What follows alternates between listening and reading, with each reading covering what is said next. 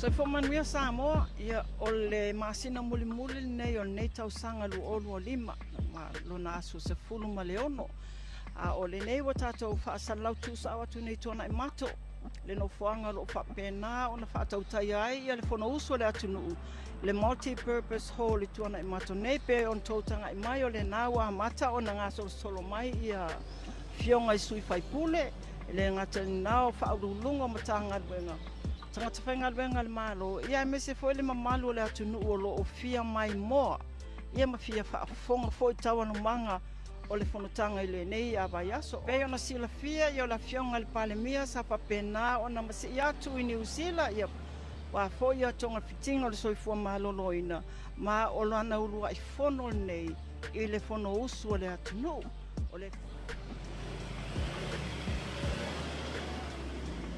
Ia pei ona tō tanga i mai o le nawa ngā solo mai i le mamalu o le atu nuu.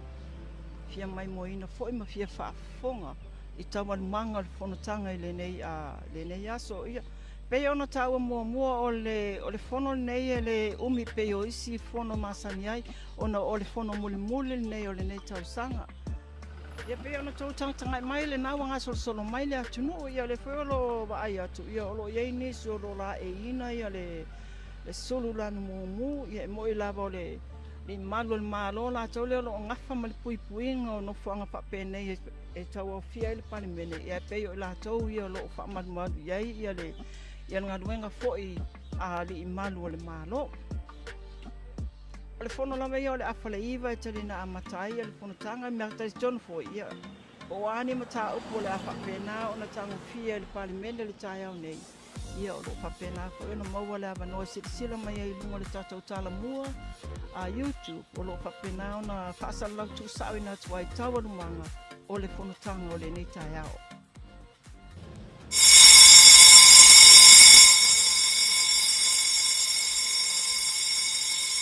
Balu no te tutulai, o fia mai le whionga tōwhitai.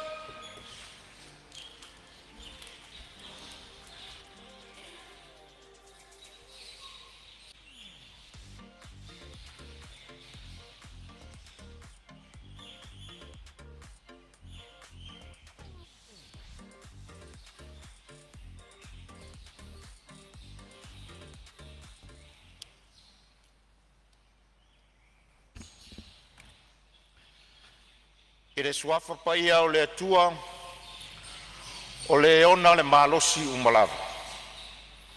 O le alofa e whawawau. Ona o le pule ao i le lalolangi e iai lea i le atua na o ia. E a fio i mea umalawa ma o le pulenga e whaonga ina e tangata nuu ma le Palemene o Samoa. I to tonu o tua oi na whaasino ina mai i tu la fono o le atua o se tofi pa ia tu whasolo. Lo mātou watua siri e se, mātou te whātangi sia i le anganga o le loto mā walalo lau pule whaitotas. Ina ia toto ifo lau whaunga mana i lunga o le nei Palemene. Whātonu mai oe ina ia tonu ai a mātou whelafo inga, mo le whāsili ina o lou lava vi inga. Ma le soifua lau le lei o tangata nuu o Samoa. Lo mātou tamae o i le langi, ia pa ia lo suafa, ia o mai lo malo, ia whaia lo finangalo le lalo langi e pei ona whaia i le langi.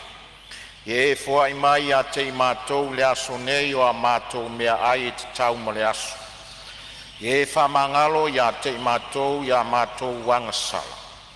E pei o i mātou foi o na mātou whaamangalo i nātu i e wanga leanga mai i a te i mātou. Aua foi e te taitaina i mātou ai le whaoso o songa. A i e la vea i a te i mātou ai le leanga. Aua e oulo mālo ma le mana. A toa marivi inga e whawawau lava. Amen.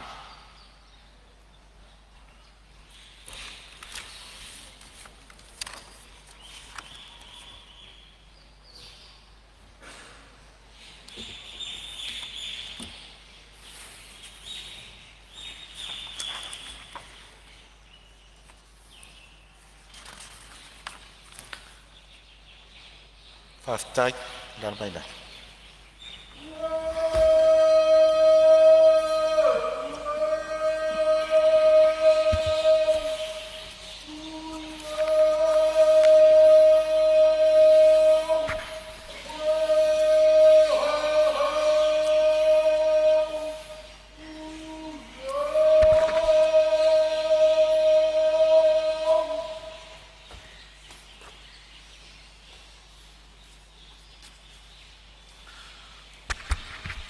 O te whasirisila atu a matalia nei tau alumanga le whono au au whaitu la whono.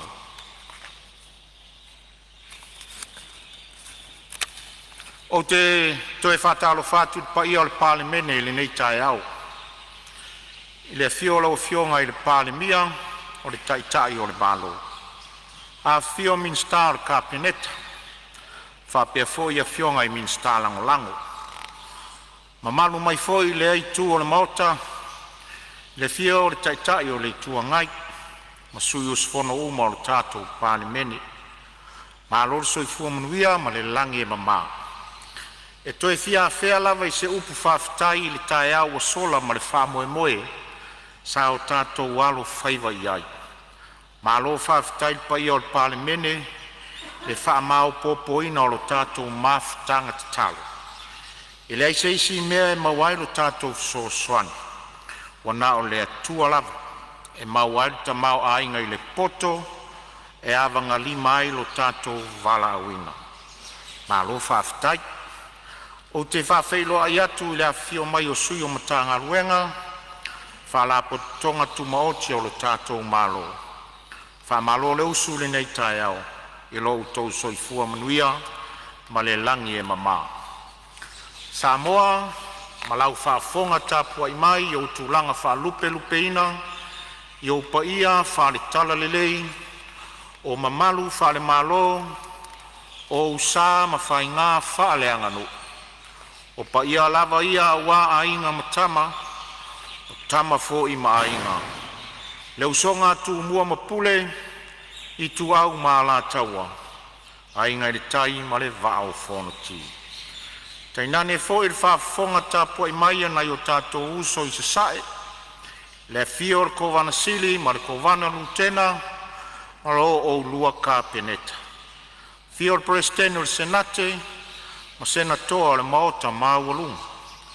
Fio o fonga fitalai, ma sui faipule o le maota o sui. Fio o whamasino sili, ma le mamalu o le whamasnong. Fio o le whailautusi o mta upu tau Samoa.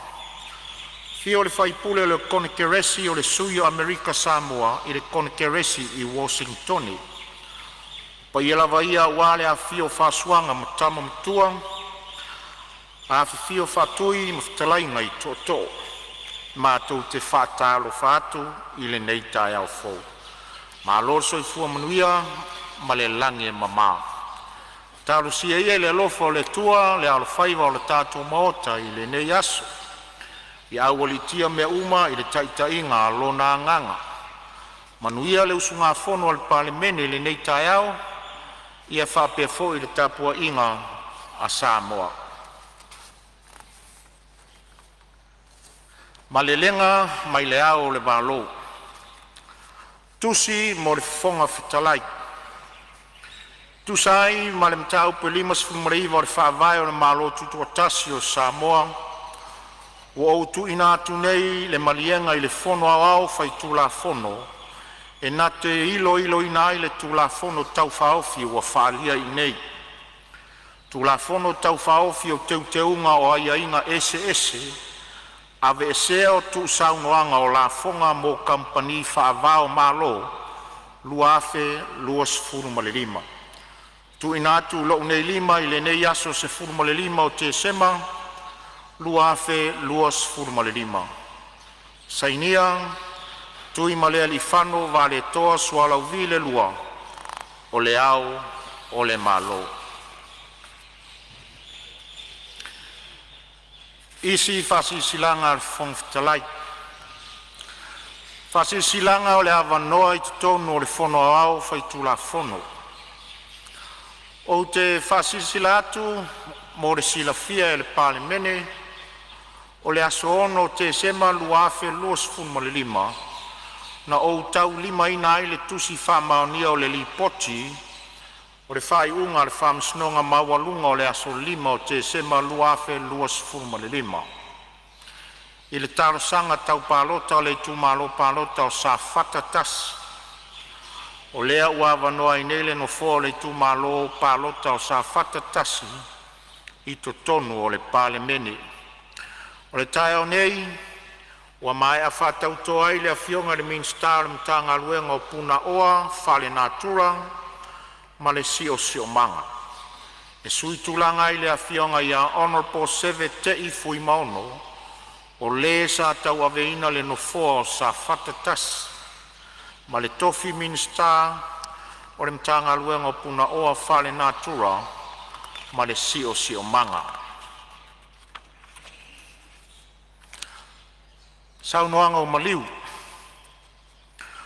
O te whasilasila atu le paia o le Palemene, le tūmalo ai o le tō whaia alo, fuli ta veu i le aso luas fulmale lua o Novema, luafe luas fulmale lima.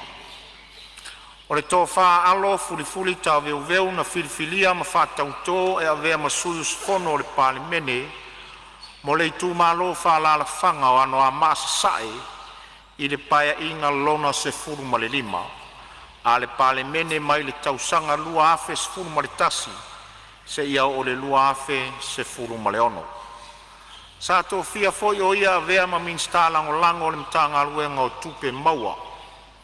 Sa ngalue foi o ia inisio komiti fa Palemene mai le tausanga lua afe se furu ma le tasi, anga i le lua afe se furu ma le ono. Ma sa avea ai ma suis fono o komiti o tūlanga alo ia, ma mio tau aloa, ma le suis fono o le komiti o le soifua ma aloloina, ngā luenga tau le vāwhi aloai, ma tā upu tau loto I fale ma tina e o awhioanga ma anga fsotai. O le tō wha alo fuli tā veu, o se sui o le vaenga whao whai e pui a ia te tau o tangata, le HRPP. E ave aile nei avanoa tāua e whai aile leo le fonga fitalai, ma sui o le Palemene mo moli atu ai wha mai senga, ma wha maa whananga I le awhionga I le wharetua, o le nofo alo, o ainga, o le awhioanga ma le itu malo, o na o le mawhitanga motusia ma le awhionga I le sui mamalu, ua wala au I ai le tua. E ala I le malanga, ale maliu ma le oti. E tūsawanga masani o le tātou maota nei, o te wala au atuai ma le anganga maua lalo le paia o le Palemene, nei o tātou tūtulai whaatasi mau, mo se minuti se tasi, e whailoa ilo tātou whaaloalo le awhionga le sui mamalu, ua whai ilangi le wholaunga. An whaaloa.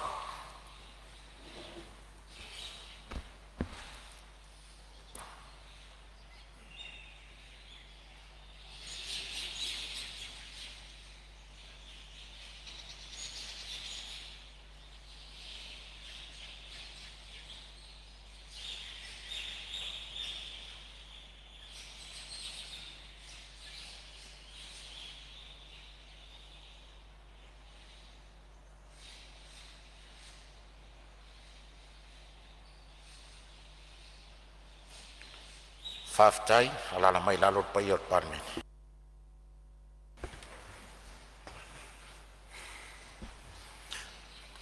Tuina atu pepa. Mua, pepa le Palemene lua filus fulu lima, lua filus fulu ono, numero tolus fulu valu. Li poti fal tausanga le pulengo tine mung fa ulave tufa fosei. Mo le tausanga fal tupe lua filus fufa, lua filus fulu lima. Lua. Pepa le Palemene lua filus fulu lima, lua filus fulu ono, numero tolus fulu iwa. Li poti fal tausanga le tanga lengo pisi nisi ala manuia malepa. Mo le tausanga fal tupe lua filus fufa, lua filus fulu lima. Tolu. Pepa le Palemene lua filus fulu lima, lua filus fulu ono, numero fase fulu. Li poti fal tausanga le pulengo wafu mtaulanga. Mo le tausanga fal tupe lua filus fufa, lua filus fulu lima. Fa. Pepa le Palemene lua filus fulu lima, lua filus fulu ono, numero fase fulu tasi. le poti faletausaga faapotoga o susuʻega faasainisi Samoa mo le tausaga faletupe 2.4 2.5 lima pe Palemene 2.5 2.6 numero fasfululua le poti faletausaga le official failautusi o le fonoaofa e tulafono mo le tausaga faletupe 2.3 2.4 ono pe Palemene 2.5 2.6 numero fasfulutolu le poti faletausaga le matagaluega o galuega tauala manuia matena e le malo mo le tausaga faletupe 2.4 2.5 fitu pe Palemene 2.5 2.6 numero fasfulufa le poti le pule mse tusi awao i galuega le ofiso e tusi Samoa mo le vaitaimi muamua i Januari 2.5 se ia ulia la stolsfulu iuni 2.5 valu pe Palemene 2.5 2.6 numero fasfululima le poti le pule mse tusi awao i le aotelega o galuega le ofiso e tusi Samoa mo le vaitaimi iulai 2.4 ia iuni 2.5 iva pe Palemene 2.5 2.6 numero fasfuluono le poti faletausaga le falemeli o Samoa mo le tausaga faletupe 2.4 2.5 sefulu pe Palemene 2.5 2.6 numero fasfulufitu faamatalaga o tupe le malo mo le tausaga faletupe na faaiuina la stolsfulu iuni 2.4 sefulu ma le tasi sa ro 2.5 pafā tulafono faatonutonu le faamaoniga aloia faatekonolosi o tagata anuu o Samoa 2.5 faaloalo lo fiuga Tuina atu ripoti a komiti Palemene. muamua pe Palemene 2.5 2.6 numero fasfuluvalu le poti le komiti o le vaega tau le vafealoaʻi i le pe Palemene numero 7 le poti faletausaga le matagaluega o aʻoga taloga maganuu mo le tausaga faletupe 2.3 2.4 lua pe Palemene 2.5 2.6 numero fasfuluiva le poti le komiti o le vaega tau le vafealoaʻi i le pe Palemene numero 30 le poti faletausaga le matagaluega o tinā ma tamaʻitaʻi atina e o nuu mafioaga ma aga fesootaʻi mo le tausaga faletupe 2.3 2.4 tolu pe Palemene 2.5 2.6 numero 50 le poti le komiti o le vaega tau le vafealoaʻi i le pe Palemene numero 31 le poti faletausaga le matagaluega o le soifua malōlōina mo le tausaga faletupe 2.3 2.4 fa pe Palemene 2.5 2.6 numero 53 le poti le komiti o le vaega tau le vafealoaʻi i le pe Palemene numero 13 le poti faletausaga le faapotoga o taui mo falavelave faafoseʻi mo le tausaga faletupe 2.3 2.4 ma le pepa numero 7 le poti faletausaga le faapotoga o taui mo falavelave faafoseʻi mo le tausaga faletupe 2.2 2.3 lima pe Palemene 2.5 2.6 numero 52 le poti o le komiti o le vaega tau le tamaoaiga i le pe Palemene numero 10 le poti faletausaga le matagaluega o tiute ma tupe maua mo le tausaga faletupe 2.3 2.4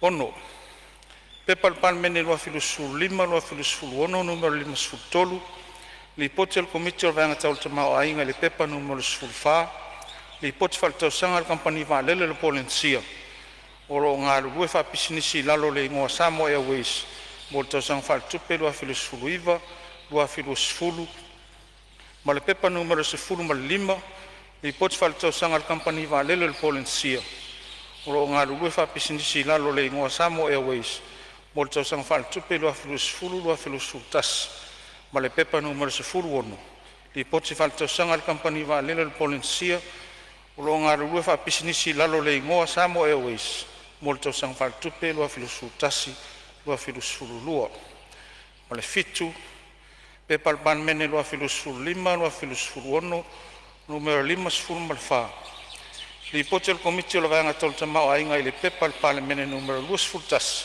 li poti faletausaga le ofisio foi numero faamauina mo le tausaga faletupe ua felusfulutolu ua felusfufa faaloalolofio Saunoanga wha-minsta le fionga i le li Palemene.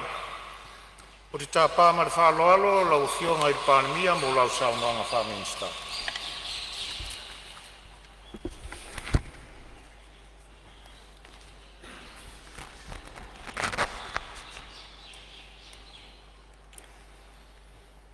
O te mua no whatalo whatu.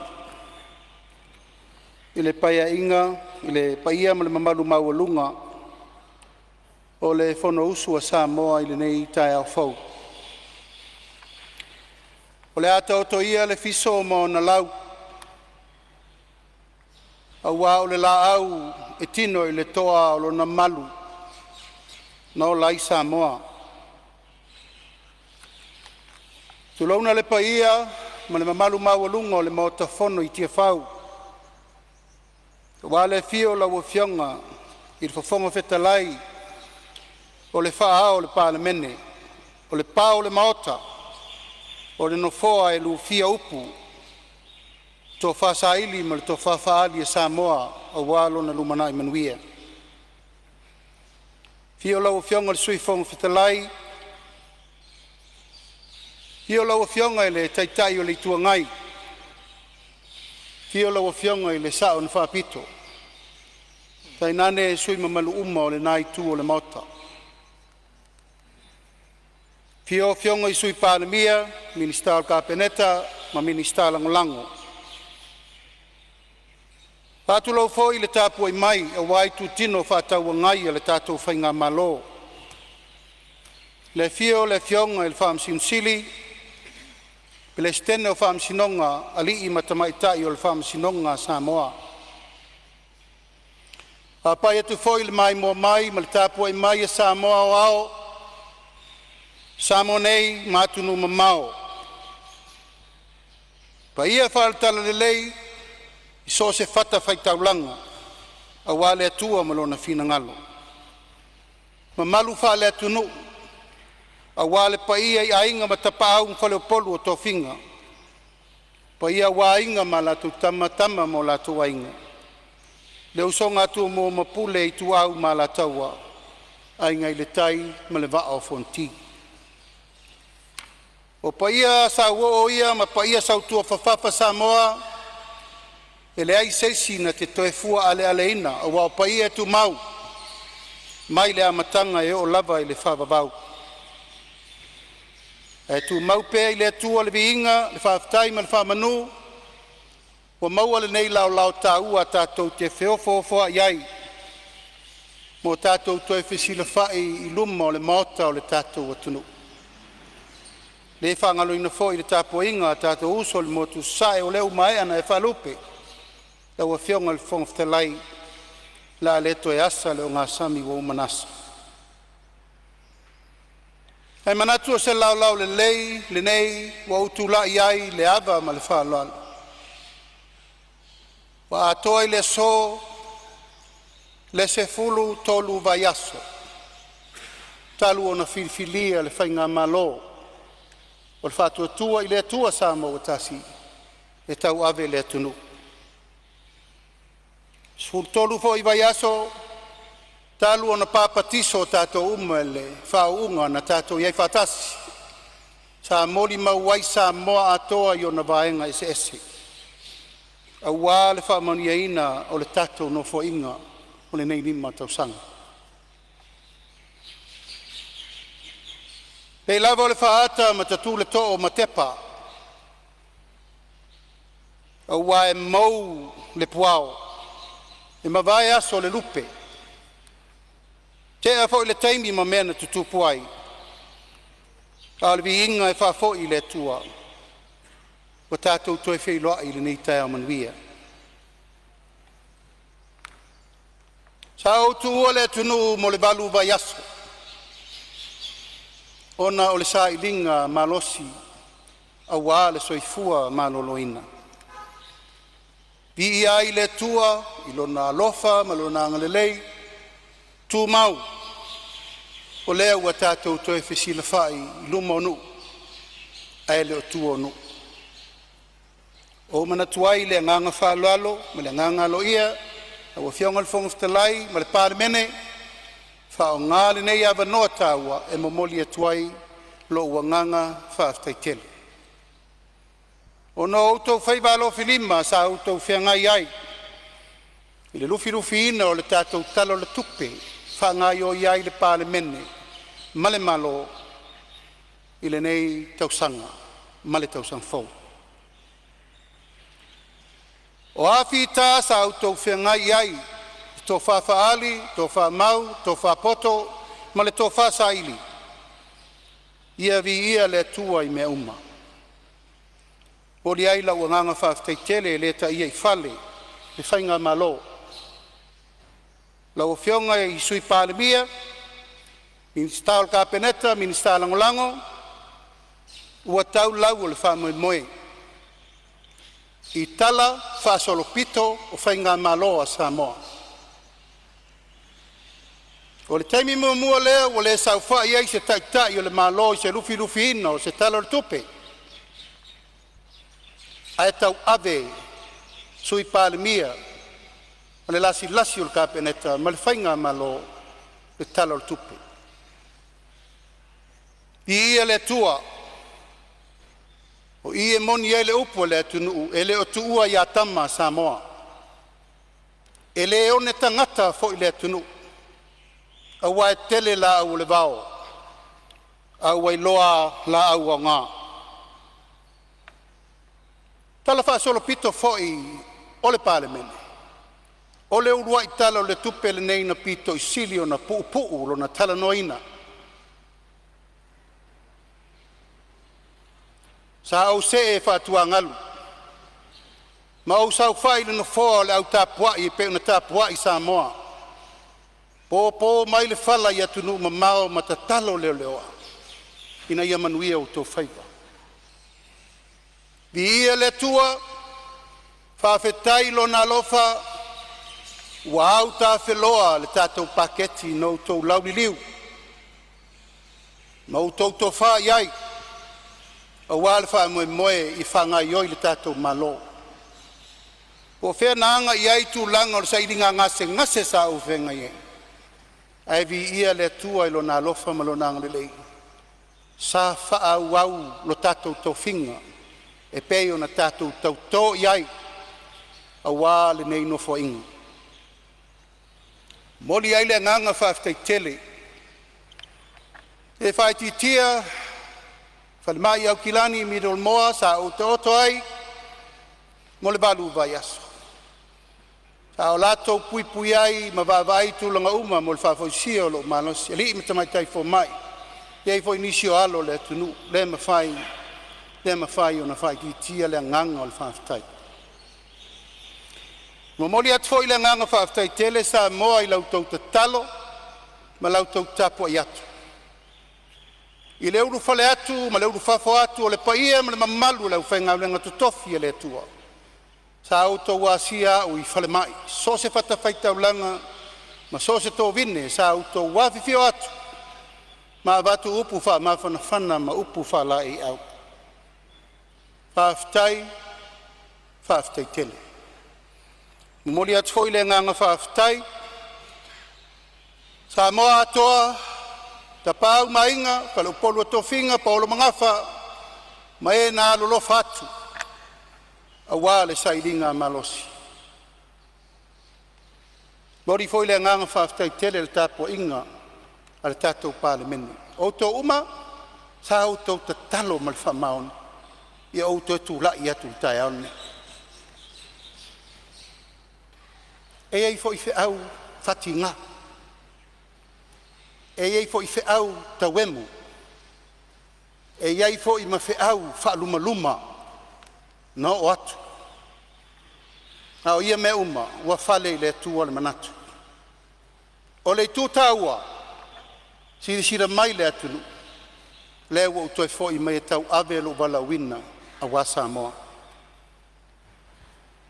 Mori le nganga whaaftai tele, le tātou whainga malo, e le ta iei whale, lau tau ngā luenga na whai. Lorua sa se lua whionga i sui Palemia, Pai ser ka peneta. O le tatou manu lau ti tau abelea. O uma na tatou tau i luma o le tua. Ma le tatou tau tinonga na whai a Samoa. Tau tua ina ia manuia le tunu.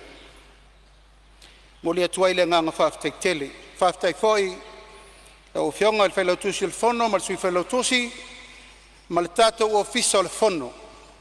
E ala i lautou ngā luenga whita. Mori foi le nganga whaftai tele, ta ngā luenga uma le malo. O e sa autou ngā pātia le tapena ina o le tatou tala o le tupe. O tala o le tupe, e a batu ai le tō whā le Palemene, e ati na e le atunu. Whamalo le unsai, whamalo le whapalpale, whamalo ngā lue. Lau a whionga le whonga whitalai, o le whainga malo fau le nei. O lo iai le tūlanga o le wā ili ina, o le whanga solonga, o ona tō whinga mana matawhai oi. Whaai ua nei tau sanga e tau pure le matanga whiwhia o le tau sang fau. Pei tai o mai le so e iai nisi o tūla whono. O leo mai tawina o leo tatia i luma o le mama ota o le Palemene. O nisi o tūla whono wala lata ina whai. O nisi o tūla whono o lo tā pena pe komiti wha Palemene. A le talo i lau whionga le whonga whatalai e iai tūla whono o au tāo sanga atu e toe whafoi uma mai tua. O na iai le talitonunga o le vaianga whai, ma le whai ngā malo whau, e ta tau o na iai se whina ngalo, o le malo whau ma le malo whiwhiria i tūla whono uma nei. Se i toe lau li liu, ma se i toe vāvai, a whai o ngā tūsa ma tala whenga i pēr i tūlanga na mai ei mua, o le a whapena o na whai. Pei tai, o mai tau ina nisi o tūla whono onga, o te tupu ai nisi o mea tā tatou le mai tau ina, ma tātou fufuina. Mana tu le lau whionga le whonga whatalai, tāle sangatu ma le whaalalo lau whionga le whailautusi le whono, ina ia toi whaase o mai tua tūla whono ia o lau inatu. Tūla whono tau whaofi, mua, tūla whono tau whaofi. Te uteunga le whaavaenu me le lua afe, lua sifurma le lima. Lua, tūla whono tau whaofi, le te uteunga le tūla whono whainga palota. Lua afe, lua sifurma le lima. Tolu, tūla whono tau whaofi. O le whatuina le restala, mwhamtalanga whamawina, whamaumaunga. Tau no ngā tupe lua afe, lua sifurma le wha. Credit Information Registrar 2024. Malelo na wha, tula whono tau whaofi o teu tengo le tula whono tupe teu whawhenga luenga, mai whafo lua afe lua sifurma lima. Foreign Investment Amendment Bill 2025. O le aunga mala wha moe o lau whionga le whonga whatalai, e onga nisi o tula whono nei. Mai se lava le tula whono o whainga palota. Ai sea, o tātou vāvai pēr i ata whasia nei o le tula whono nei. O lepeti ai, mana sosofa le pule a Samoa, pēr mai a taimi o whainga whiwhilinga le atunu. Ta māta mau, ta musu e vai atu, wa umana whātau tō i luma o le Palemene. O uma foi na whātau tō nisi a vea ma minister peitai, ua leo lea. Le foi sa sila la whionga nei le tai au. E le tau ngofie le whiwhilinga a Samoa. E le tau ngofie foi le whiwhilinga al whainga malo. Ai sea, ua uma na whaau me uma i le whina ngalo le tua. O uma foi na iai le whamanuia a Samoa atoa, ma le whamanuia le maota le nei. Peitai. O tātou vāvai le whete nai o mawhauwhaunga e whau ai tūla whono. Male whauinga ina e whamsinonga. Toi whasolo muri mai tūla whono le neo whainga palota. Sei o tātou lau li liu le le iai. Ina ia aua nei tātou tau nuu le mele nei e tai au nei. Wa na o a whono na mele ai manu. Ai ale tai au le nei. o uma na whaula le tu malo. O uma na ave le whaaloalo le malo. Aia, wa tātou sta il whamsinonga. Ona tu la fono na whau atu i nei. Ato ai manisi o tu la fono e te wail tātou whabae. Tā ua, le langona, ma le manatu al whainga malo, se i whaato e se e mai tua e se i to e lauri liu ka peneta. Po ua lava haia inga ma whawae. E leo ai le tu la fono le nei. Ina ia malu tō whinga Samoa. Ma ia malu fo i tō whinga al Palemene. Ma ia malu tō whinga al ka peneta. Vea nei a wanoa tā ua e mamoli atu ai lo ua nganga whaaftai tele. I le sa vea ma minister al ka peneta. I te tonu ar sifurulua wa yaso. Ia fionga ia napu, seve, te i fui mono. Talo whae, le whaatua tuanga, le whaaloalo ma mea uma na lafo atu mo oe mo lo tu malo. Peitai, ua mau ese tu tuila ma ape. Te siri fo i Samoa po le ale tō whao iai le ainga sa tunu mafono. O le ale loa se wha matalanga le ngai whale upu. A e tomu le whaaloalo tō whinga na whai. Hui o lea, alofa ngia le tua ia maua pea lo loto tele. Ma lo malosi, te patau la iai e toi oso le la, a wā le filifilinga mo le lumanai o taitai o le tunu. Pefo ni ava no taua, moli atuai, mātou whaaftai, mal whamalo, i lau tō whaling wa matua. Welcome to the family of Cabinet. Tia mai matala mai ao. E le ai se tautua e aluarufua. E le ai se maa e tongi whātoa e au noa ma le sila whanga le atua. Iau whaivalo filima sa e tautua i le atunu fia o tausanga. Tari le atua. E vea oe ma pou ar ka peneta. A wale fisuia inga ma le fionga ia napa. Se fululua nei o masina lau whaafonga mai, se fululua nei o vaiaso lau whaafonga mai, Samoa le atunu pele. Sa whanga solo ai ta ulumanga. O ngā luenga ministata i tasi i to tonu, o mata ngā luenga mwhalapo tonga le malo. O le meo te fia tau atu Samoa i lau whaafonga. E te lele ngā luenga e te tau o na whai. E tele lu i tau, tele whaafi tauli, tele mata upup mai mana o mia ai le tutu whaatasi. O le Palemene ma whainga malo, a wā le lau liri wina. O mata upu mo le whaare leia, o le tatou whainga malo. E le lai titira ngā luenga o whea ngai ma ministata i tasi. O uma, na tu matamanga ngā luenga, e alu tangata ia, e vailo na loto i whale, ma lona siusio manga, o na li poti mai lea ka peneta ma le Palemene. O le ale mea te tau na whai mo le whale leia, ma le whale leia atili o tātou ngā luenga. O nei mea uma, lau a whiaunga le whong whtalai, e lava o tātou upu tamua. E le ai se mea e male manuia pe ale maua le ngā lue whatasi. E manau mia le malo le lango le tunu, ina ia o lato malama lama. Whai walo filima ma tu la fono leu whatatia atu, mo le nei lima tausanga. Ia malama lama le lato mtawhaioi e ala ilo lato tiute, whaapule mamalu ali im whaipule, tautua ai nuu ma fioanga teitasi. Ina i o lato sila fia lelei, le matawhaioi tau ave ma sani ai Samoa. O le alea, o le pule ma le alofa, o le pule matatau, o le pule ma le whamaoni, o le pule whainu lelei ma lufi mea lelei a wale tunu. Whapena fo i le tu vai o le tala lelei. Te talo ma le nganga whaaloalo le whaafonga mai e le tu whaale nganga. E le sopo le taile ele ma sopo le pule ao, le pule pō, wa lau lea ma ta whaioi. Peitai, ua tātou vāvai nei a tāta whasia o whaafitauli ua o mai I le atunu. Mua o le maota ngase ma totua ma le ofisa o le soifua ma loloina. Pa ia le Palemene te le ngā luenga e te tau na tue whatino.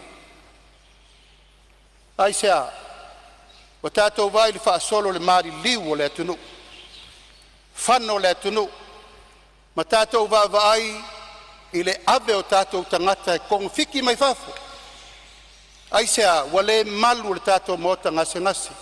Wale lava le awaunanga. Wale lava fuala au. Wale lava masini. Wale lava mea sa taunta pena luas fulu, tolus fulu tausanga taruai. Taimile nei, wale tau mua alo le tātou malo. Wa ngā Yesu e se fofo I se taimi la tamai I to tonu o le se fulu lua vai asu. Talu o na mātou tula I atu. Tau ave le ngā luenga. O le soifua malolo ina, o le wha mua tu pito lea le tātou malo. Se lau fitus fulu miliona, tā la le tupe, u wha nganga iai.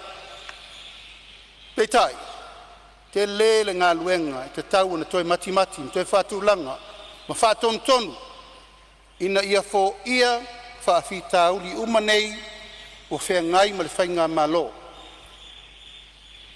Lona lua lau a whionga le whonga whatalai, wa tātou iai nei, taimi maa le ale o le uru whale mai o le whala au whasaina.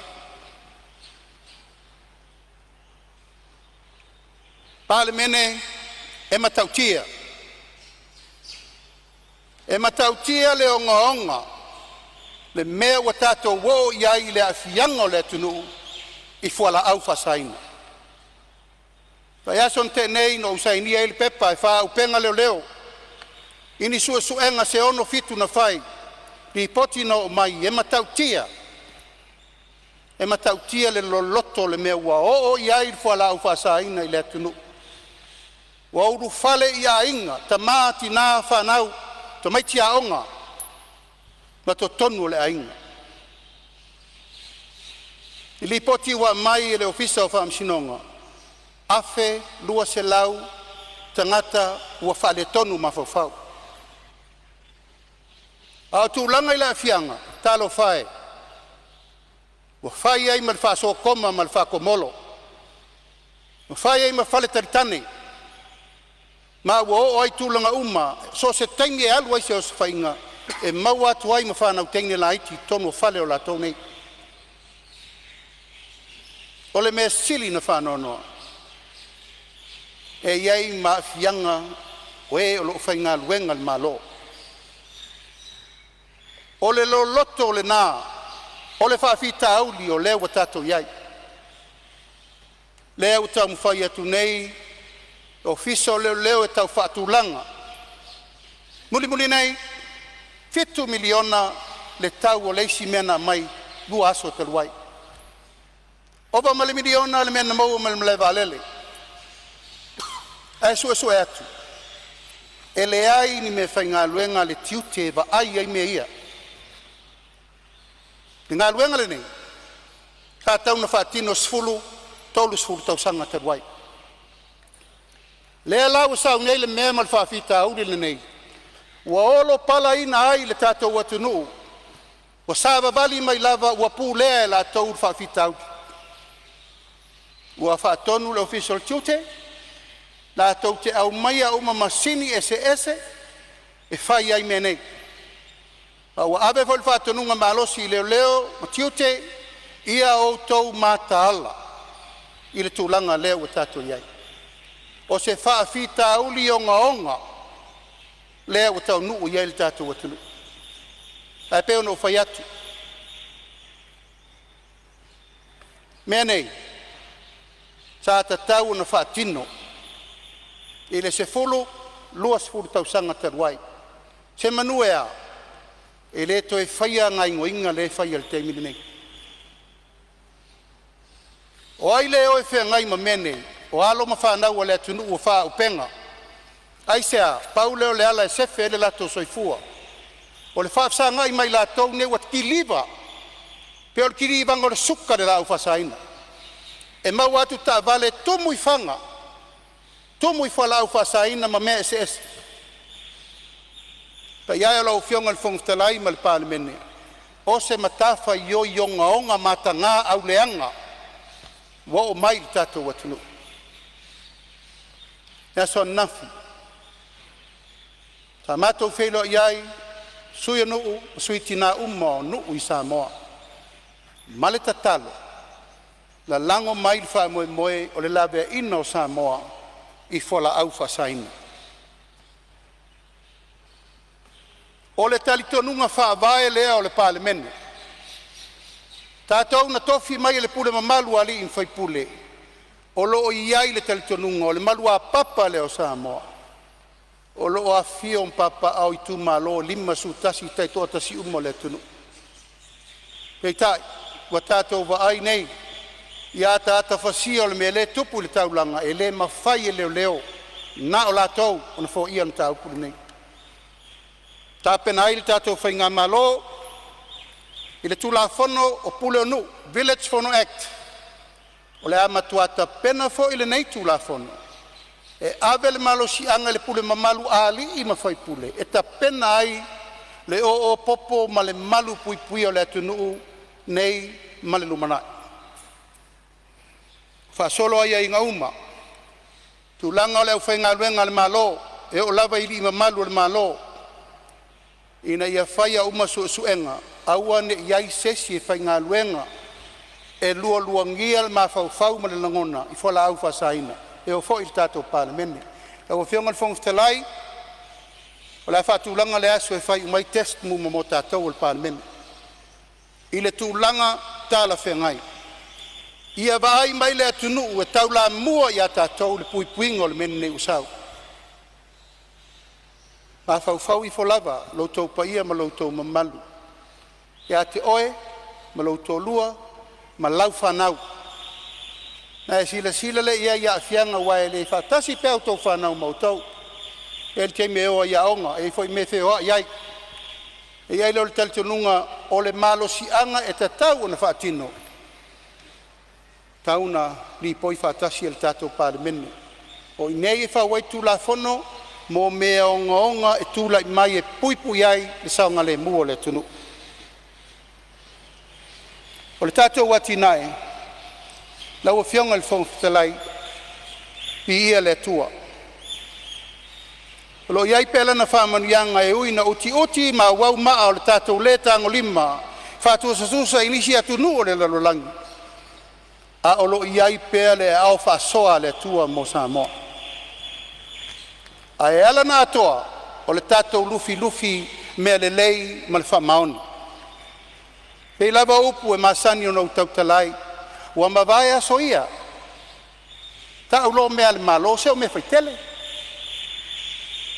A ngau, le pole i elto tele tangati whengaluenga. Taimile nei, tātou tutu mai te tonu le fina ngalo le tunu. O le ala me whai tātou teitai. Longo le tunu o mea nei, o mea o tau. Feel the ownership. O mea uma nei e whai a wale tunu mo le manuia. Pei tai, o le anganga ma le wha moe ia malama Samoa. I le tau manuo, ma le tau wala au, o le whainga maloi le ao ma le po. Samoa, o le tato wala fua lea. Samoa, o tato whainga wha vai fau ia. Samoa, o tātou fuafuanga ia manui ai tu malo manu ma tangata o la umai le tunu. Pei tai, lau a whionga le fongitalai, tā nofo lava ma mai tau. Se fulu lua nei o vai aso. Ai ava ai le tūlangolo i le tunu. E le o toa fina ngalo lau a whionga le fongitalai. Ai se a, le tau mawhai atu le malo e whaapula na whainga whaavae, maana ngā lua ngai whai. A lal me le mai tau mai, matua ma losi al tau whaleanga, matua ma losi al tau whai, matua ma losi al tau whase, matua I ma losi fo, le tūlanga o le fuelo ulu, ai mai se ua mafulifuli matui ma manao mafaalave ao e mafaufau ai le atunuu po fe ea la faalogo iai pe faalogo le latou malo na filifilia pe faalogo iai latou o loo faia pea le fou malo ma latou o loo agaʻi mai e faasagatau i faaiʻuga a le malo filifilia ia e ma le mamalu mauluga laufioga le fogofetalai e mai se le palemene o Samoa ua tau i le ua le ono saʻi ma ua silafia e le atua le naunau ia fi le mu le atunuu peitaʻi ua lē o lea lau vaai faataitaʻi e punā fanau pea ma tuputupu laʻia pea upega tafailagi ma latou o loo faia saunoaga e faasagatau i le atunuu faasagatau i le faigā malo paua lea o lau faamanatu o ai le pule na maia tatou Samoa o ai na filifilia le tatou nofoaʻiga o Samoa ala le mea le maitau le taeao lenei e mafua atu i nei taʻitaʻi o le palemene le tau faasesē o le atunuu atu ai lea lauafioga le fogofetalai atonu ua tatau na fai se fuafuaga liuliu le tofā pe foʻi e taumafai e faasaʻosaʻo atu le aufai newspaper ma latou faasalalauga sesē o loo lima taʻitaʻina sesē ai le finagalo le atunuu ma taʻu sesē ina ai faaiʻuga le malo ma taʻu sala ina ai le aufaigaluega le malo o loo taumafai le latou galuega auā le lumanaʻi manuia o le atunuu e paia e le palemene e faafofoga mai e Samoa o mavae le aso na tatou faatautō mai ma laʻu upu na fai atu finagalo foʻi lea o le faigā malo tuu mai outou aao tu atu o matou lima ua see le vaa o le atunuu tatou galulue faatasi lo mo le lumanaʻi peitaʻi o le maitau ua lē o lea manatu ai ae leʻi faaiuina le fono lenei ou te tulaʻi faasilasila le finagalo le malo le ua tapena ua manatu e leai lava seisi vaega e tatau ona tapa i ai auā foʻi ua uma le faatamali ua uma le faaloalo ua uma le faafale upolu ua uma le faaleaiga ua leai seisi mea o totoe paua o lea matou te lē o nonofo atu i nei o matou o lē matou te nonofo atu i nei o le filifiliga a Samoa atoa tuuia lao matou tagata leaga e faina faagalo ma faamagalo a o le atunuu ma lona puipuiga o lona tamaliaga ma lona maualuga ae maise lona taualoa ou te iloa e tatau na fai ou faatonuina ai tamaitaʻi loa ia sili e tapena tulaga uma auā auala faaletulafono mo i latou o loo latou foua le malo e ala i faaupuga o tala o upu o faifai o faaleaga tau faavalea ua tatau na tilotilo le malo e tatau na fai a o le mea sili ma le faanonoa tau lamua ai lauafioga le taʻitaʻi o le ituagai faanonoa ua foʻi o lē sa tu le foi o le atunuu lenei fia tausaga ae o se faataʻitaʻiga e pasi ai le avanoa mo auga tupulaga o lalovaoa o le atunuu e tau ave Samoa mo le lumanaʻi hui o lea ua lē o lea manatu lea o le a tatou oloa i le auga o aute ma le faamoemoe o tatou o le maota fai tulafono a le atunuu tatou te fai ai tulafono e puipuia le mamalu o Samoa fatai pe Samoa paia iaiga ma latou tamatama ma o latou aiga le ogosoga atu mo mapule ituau ma latou aiga i le tai ma le vaa o fonti afai ua sala uta ia tonu pea tai ae aua neʻi manatu mamā lo matou valauina le nofoʻiga lenei e leai seisi e tatatu ma so ona fai se upu o lea tapuaʻi le atunuu O le awa inga le la tātou whaia mo le lumanai o Samoa. Tupulanga whai mai o le atunu. E ta tau o na tātou mata i tū le lei. Tātou o taita i a latu ai whata i ta inga le lei. Ma tūlanga o le tātou lumanai manuia. Tailea se leo la o fionga le whongtalai. E wha uma atu la utau talanga le nei. I le taimi o te tūla i e wha uma le fina ngalo le malo. Pe a maea fontanga o le tātou fontanga le nei. Lo fa mai le tua por tele. Fa moenga ma la vasina o le nei aso. Tau lumanga fo e tūla fono ma mea uma o tātou tana no ai. Ia mai le fina ngalo le tua e pale ai o tātou langona. Ai sili ai. Le fa maru lo ma le fa pale le fina ngalo Samoa. O lo tapu e mai e meise la ufenga lunga totofi e le tua. So i fua mai manuia le tātou fono.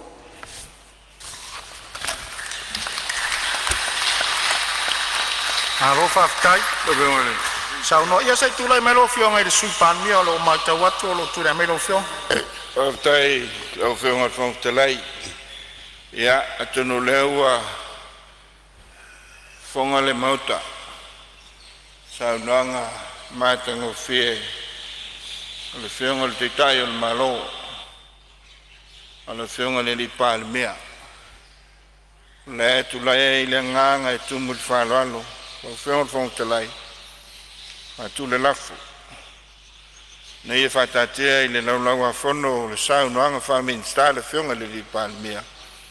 E peon fosil nei. La nganga e tumu whaloalo. Ia, o whatuina le lafo, whaluaina le whionga whongtalai. Minsta o tupe, ma le minsta o Whaluaina le lafo. E whapea foi ma le minsta o whatuanga. Lau whionga whongtalai. O tule tu whalua le lafo. Ma le whaopopo ina i tala noi na le whono le nei. Ia le saunoanga a le whionga li Palemene. Ma lielo finangalo. Le tua ia. Ma lielo finangalo no le vaenga o le saunoanga le Palemene le mwhainu whaisi whela whorafo inga tusa tula funtu mau. Ma lielo finangalo tātou te uia le vaenga lea. Ia, o le le. O le au tala noa i whafo. Ia. E mataupo mai le mawhai o le matu tala noa i te tonu.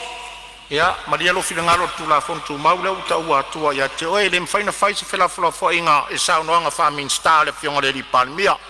A leo whatuina le lafo ma ua whaluaina foi le lafo.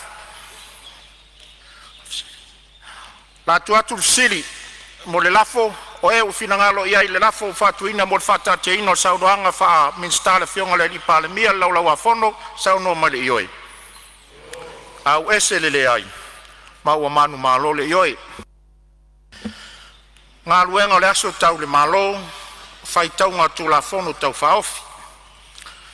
Tula fono tau whaofi o teu teunga o ia inga ese a veseo tu saunoanga o la fonga mo kampani whaavao malo luafe luasfunmalima i lona whaitaunga mua.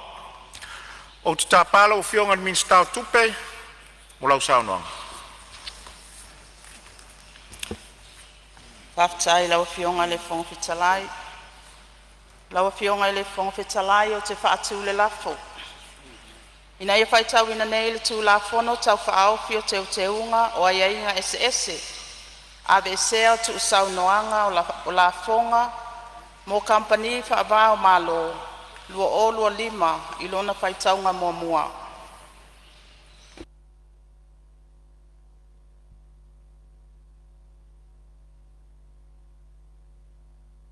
Whalua le whionga sui Palemene minsta o talonga ma anga fiafianga e whapea foi le minsta o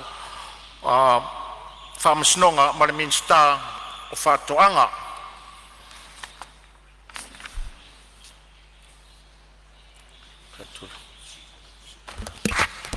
O le fisiri, po le a whamania le whaitaunga le lafo lona whaitaunga mua o e finangaro eisa uno ma le ioi. A wese le ai o manu malo le ioi.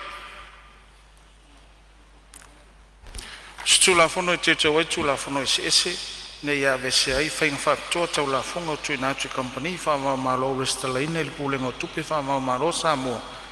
Ma mong tā upo so tai ai e whatatau ila vese o Samoa mai le lisi e le Uni Europa lea e au whia ia tunu e le langolango ina ma tā upo tau la fonga. Lafo mo fatati eso tu lafo tu mau ta palo fionga Palemene mo le lafo. Lau whionga whangwhtalai. O te whātū le lafo. Ina ia whātati ese tu la whono tu mau se lau maratasi. Manawa no ai le whaitonga whaalua tu la whono tau whaofi te teunga inga se ese. Abe se ai tu saunoanga o la whonga mo kampani whaabao malo ua whelusu lima. E pei ona whaitau mo mua i le tae ole nei. Falua le fionga i le sui Palemene, minsta o talonga whapea fo minsta o whamsnonga. Ora whamaonia le lafo e whinangalo eisa ono marioe, au ese le ai, ua manu malole. Ua whamaonia le lafo, ma le asanga ia tuloa, mo le whaitaunga whalua, le tulafono tau whaofi, e pe ona whaitauina mua i le tae au nei.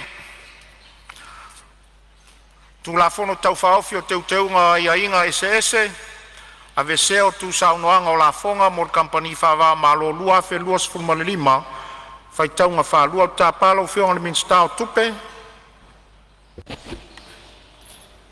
Lawa whionga i le fonga fitalai o te whaatu le lafo. Ina ia whaitauina nei le tu la fono tau whaofi o teuteunga o ia inga ese, a veseo tu saunoanga o la fonga mo kampani whawa malo lua o lua lima, I lona whaitaunga whaalua, ma o te fia tautala wha malama I ai. Whalua le whionga i sui Palemene, e whapea foi le whionga le minsta o talonga, maranga o fia mare minsta whamasnonga. O te tāpalo whionga le minsta o tupe mo lau saunoanga wha malama. Whaftai lawa whionga I le whonga whetalai. He ia ma papa ao le pa ia whaatawha le maota.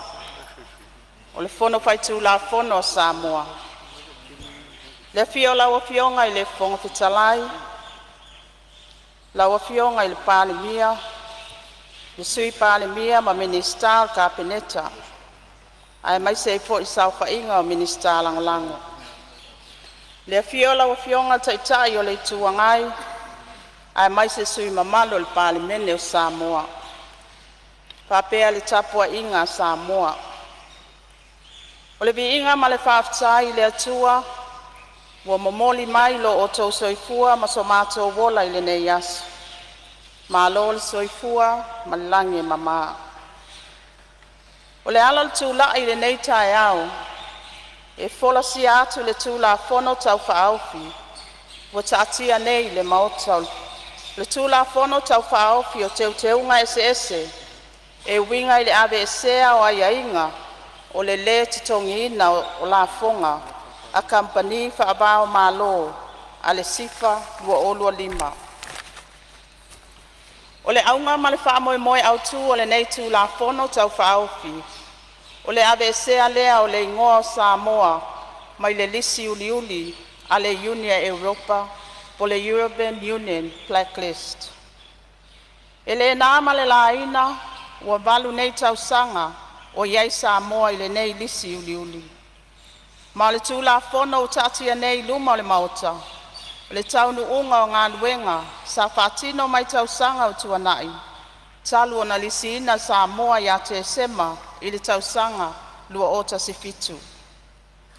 O mafua anga tonu o le iai o Samoa I le lisi uliuli, a le Unia Europa, ona o lana nofuanga o te ngā tupe whaabao malo, po le pūlenga o tupe whaabao malo, le sifa.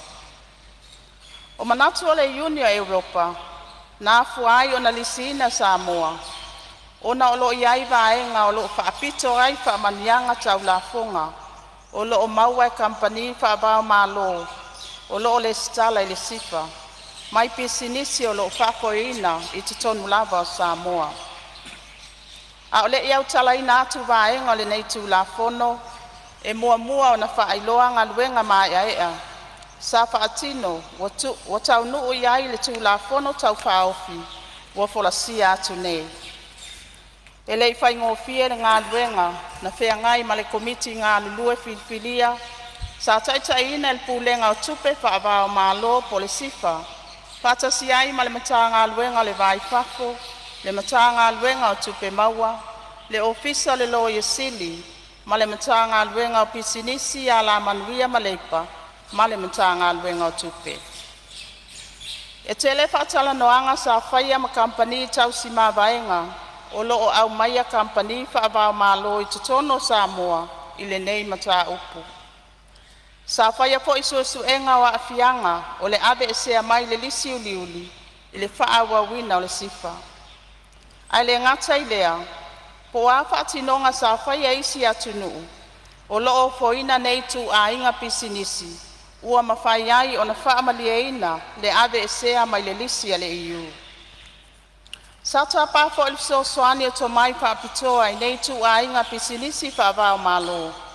Ai mai se ai fo ili tātou sota i atu le Unia Europa, i suinga ua fuafuaina e Samoa, e tali atu ai i anata i ala, o loo mafua ai o na lisi ina Samoa. E lua lava ainga sa tau mwhai ai komiti ngā lulue, a wale abe sea ma le lisi. Le tū la fono le nei e abe se ai ai inga, o le te tongi ina o la fonga. O kampani whaavao malo le sifa. Ma le vaenga lua, le tū la fono, e whaaulu whale ai ni tū, e sui ai nei ai inga, o le a abe sea. Ma le nau ta inga, a tātou tali atu le Unia Europa, ai o le taimi fo i lea ia whaawa wina le sifa, o se tasi o poutu, o ala ngā oa o lo soso ani tele, i le tamao a inga lau tele o le tātou watunu. O le a o tau tala i le neitu la fono tau whao, po le vaenga mua mua. Ai o se taimi o iluma, whaaulu whale mai le vaenga lua o le nei ngā luenga, mo le ilo ina i le mamalo o le maota. Vaenga mua mua. O le tū la fono tau whaofi, o te unga ese a le sifa, ina ia abe esea le aiainga o le tongiina o la fonga kampani whaavao malolua olua lima i Apia. Mua ia abe ese vaenga mo le tongiina o ni la fonga. Lona lua ia whaatulanga tutusa kampani a le sifa ma la fonga tutongi a pisinisi a le atunu. Male lona tolu ia whaaulu whale nei suinga ina ia a mata wha maluina ia Januari lua o lua balu. O le nei tū la fono tau wha ofi, o le ama wha iai o na wha amalie mana onga le Unia Europa, mama wha iai o na abe esea Samoa mai le lisi uli, i le tau sanga e lua o lua ono. O le fasili, ai se ai te tau wai o na tātou ngā ioi le taimile nei. E wha alua o na ilo le lisi a le EU i tutono o le tau sanga. O le masina o Februari ma o ke topa. Ina ia mawhai o na avesea Samoa ma le lisi a le EU. Ai le imae a le tausanga e lua o lua ono. E te tau na pasia le nei tū la fono tau whaofi. Wha o atu kopi o nei tū la fono wa pasia i le Unia Europa. I le o ngā tutono lua o lua ono. Ma whailo atu se vaenga tele o whaatino mo le tātou painga la fonga wha territory. O le mea tā ua e ao na sila fia le maota, e le titi le sao, o le pulenga o tupe whaavao māloa Samoa po le sifa i le atunuu. Ma o le ala fo i lea o le tātou tali manino, ma whina watu i le Unia Europa, e le o iai se fuafuanga Samoa, e tāpunia lona no fuanga o te unga tupe whaavao māloa. A fio ngai, le tūla fono tau whaofi, o tātia ilu mā mea, Elena o se tū la fono e whaafoe ai ngā luenga le sifa. O lo iai ni a la fua mo le puipuinga o le tātou no fuanga o te ngā tupe whaavao mālo. Mai tāua tele le ave iai o le tātou lango. E malu puipui ai se pou mautu o le tamau ainga. Ua au tau sanga o tau watina e mai. Ia toi whaafoe le tūlanga tau leleia o Samoa. Ma whaamau sali le talitonuina o Samoa o se atu nuu whaatuatuaina. Ma peso ta iatu i paanga tau pe whaatawa inga o te unga tupe le lalangi. A wawa afianga o le tuma wai o Samoa i le lisi uli. Elena o le sifa o lo afiai. Peitai o lo afiai le lautele o le atu nuu. Ai sili i lea o lo tau leanga ina i le ingosi o tato watu nuu pele o Samoa. Tato te wha melo iai. Talo sanga inai ma le anganga whaaloalo o tō wafionga I sui malu. Ia lango ina tū la fono tau whaofi o teu teunga ese tū la fono al sifa. Ia mawhai o na whaatala noa ina, ma ia mawhai ai o na abe sea le ingoa Samoa, mai le lisi uli ale Unia Europa. Whaaftai la wafionga I le fonga le mota, mo lo ua vanoa. Ua whamalo whaftai lau whionga minstau tupe mo le saunoanga malama sanga whamarino ai tu tā ua mao ngā ese tu la whono tau whaofi nei. E le manatu ua maua fōi se maninonga li pa ia o le Palemene ai maisi ai fōi sa usi le whaafonga sui mamalu i le whoresanga manino. A le ofisa sili o le pulenga o tupe whaavao maloa Samoa na nafi le tātou pre-sittings. Malo saunoa. Ia o le avanoa nei mo se sui mamalu e fia saunoa le tātou tū la whono tau whaofi.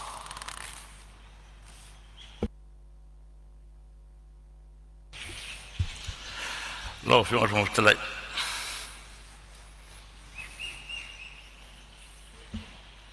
Ia o lea ua mai tau atu leo tūlai mai le sui o whaasale le anga numere tonu ia tūlai mai e saunoa tu sol tū la whono tau whaofi.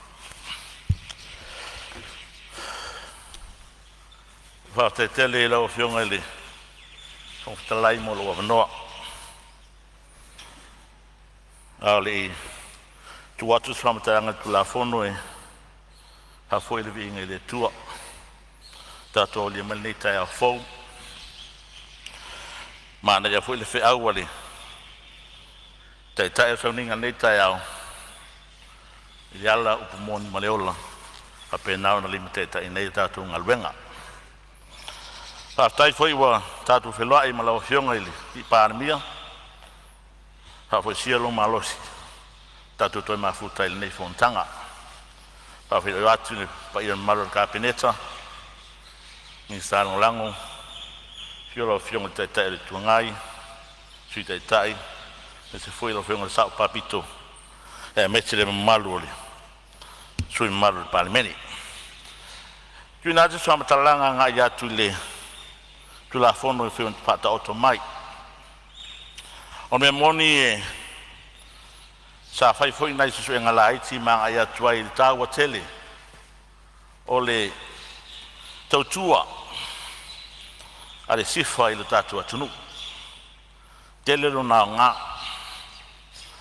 Pete ane ina ua whata oto mai le tūlanga lea ua blacklist type ua au fia I tātou le lisi uliuli nei. O te loe te le sona fianga mo si o tātou atunu. O moia tuai whaatai tele le malo, tūlanga wa iai le whata oto mo ia tūla whono le nei. O ne pei fui o na tā ua le whono sanga manino le whionga mai tai minsta. O lo iai no na fianga lau tele. E le ngata e I la tolo fi vai paanga mai Samoa. E mai se foi tūlanga I tātou banks. E mai se foi insurance. E mai se le tūlanga nei wai e su I lātou o ai Samoa. E tasi ale wa ai I lātou o Samoa o lo iai lalo o le lisi uliuli. O le mafuanga na le fia fai paanga mai ai mo tātou. Pau le fesili whamonmore rao whionga te mai tai minsta. O leo mai tau atu. O leo atu ina mai le waenga leo le tulafono. A o le wha fesili o le maue lau saunuanga. E lua waenga I o lo iai. O lo iai le fufuanga le malo e ta pena mai le tātou territorial tax. Pia lau saunuanga le tai aone nei. E wha pena o na sui ai. E na ia mauti noa. E wha wau wha manuianga lo mo mai tātou sifa. Ia, o le tō lalo lo nei sui. Pe a pe manea pena mai whatasi tu la whono I e lua.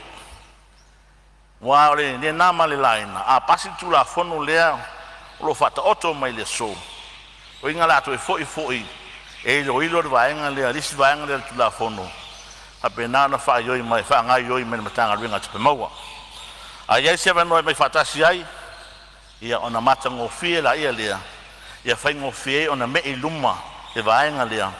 ma ave se ina ai le tatu atu nuu mai lalo lisi uliuli o lesi foi whaafsile tui nātu pe ai sea ua mafuai ona tu atu lua olo vat o le alo o tātou ngā lua ia pāsia le tulafono nei tausanga le nei o le asi fina ngaro le malo whaofi mai tonu ma le tātou territorial tax pa le amo tu atu e lua olo valu e le wai iwa penao na vave ave ese ai Samoa mai le tātou blacklist e pei ona iai mana e sana maninoa ale tamai te pule o le tātou sifa i le asua nafi le sa tāua isi atu nuu ia o lo hapenao na benefiti mai ma o hapena sa blacklist a lewa ave ese le state of blacklist o le fisilila iai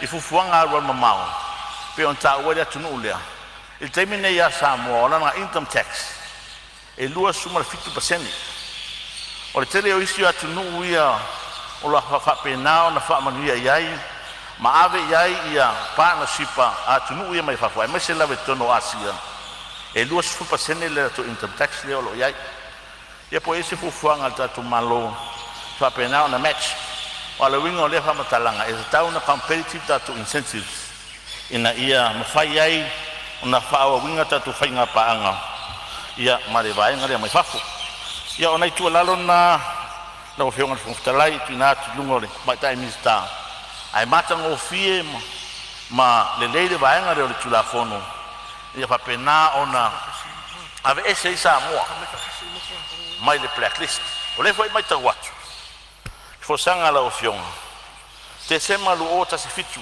valu tau sanga o iei Samoa blacklist ai lua afe ma le lima lena amata le tatu sifa pe ai se a ua fatu a blacklist le tatu le luo tasi fitu waringa le sa fai mai a tatu ngaruenga mai lewa time a leftu a blacklist tatu le luo tasi fitu pe se mafu anga o mafu ai ona toe oso fa onga tonu mai le iu ia pe tanga e lo fionga peni fainga fa ai tu au fainga fa ilo ngalanu ia vaenga e pe on tau ma tu sa nanga te mai pula nafi e pe me fonga le wai mai lo manu ia Samoa le vaenga o so mai lo fa la velave mai ia ese tatu incentive lea ia manu malo la tu te tupe ai ila mai tau atu mana ia tele tu la fono tu ina mai o na tainga ave ese Samoa mai le blacklist ia warfa nga solonga mai le telo manuia o lo mo mai tatu sifa pe on tau nafi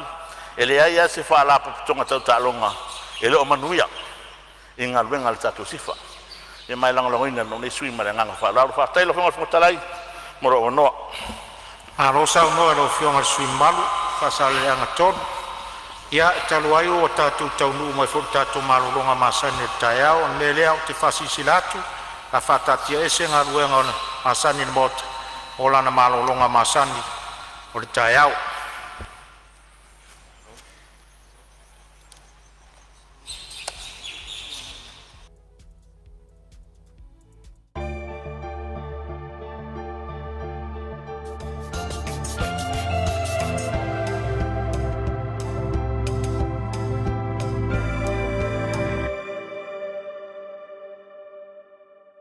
Samoa's natural waters are special.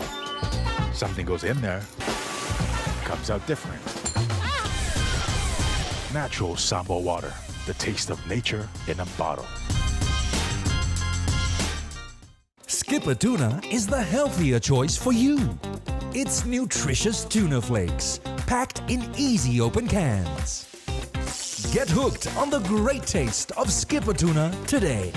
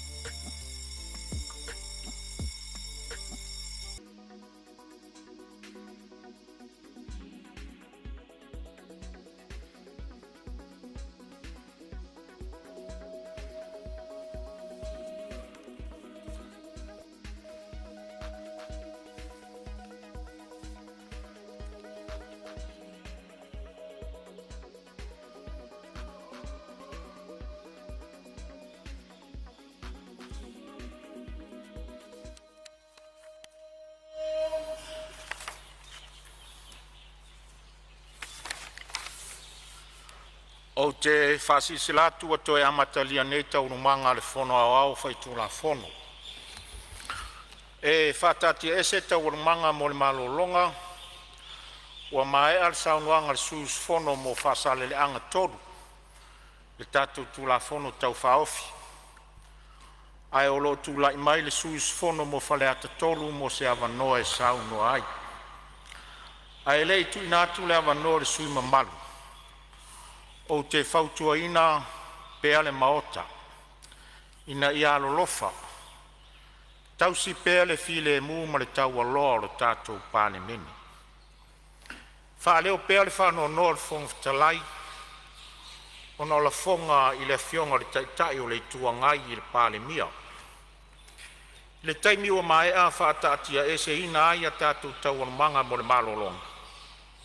Ia te au e le o stūlanga le leilea. O tātou o taitai, tātou o matai, ai mai se o lau fionga le taitai o le tuangai. I le toi uritaia o le toi uritaia o le maota i upufai o malo. O mai au na o whai lo atu a tātou tūla whono tū mau.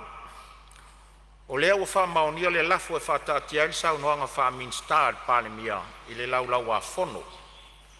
O tau warumanga o le tātou ngā ruenga. O leo o ta otro sau noanga wha minstar wha ngā solonga o le iloilonga o pepa. E le mawhai lau na tala noina i le aso le nei, le so.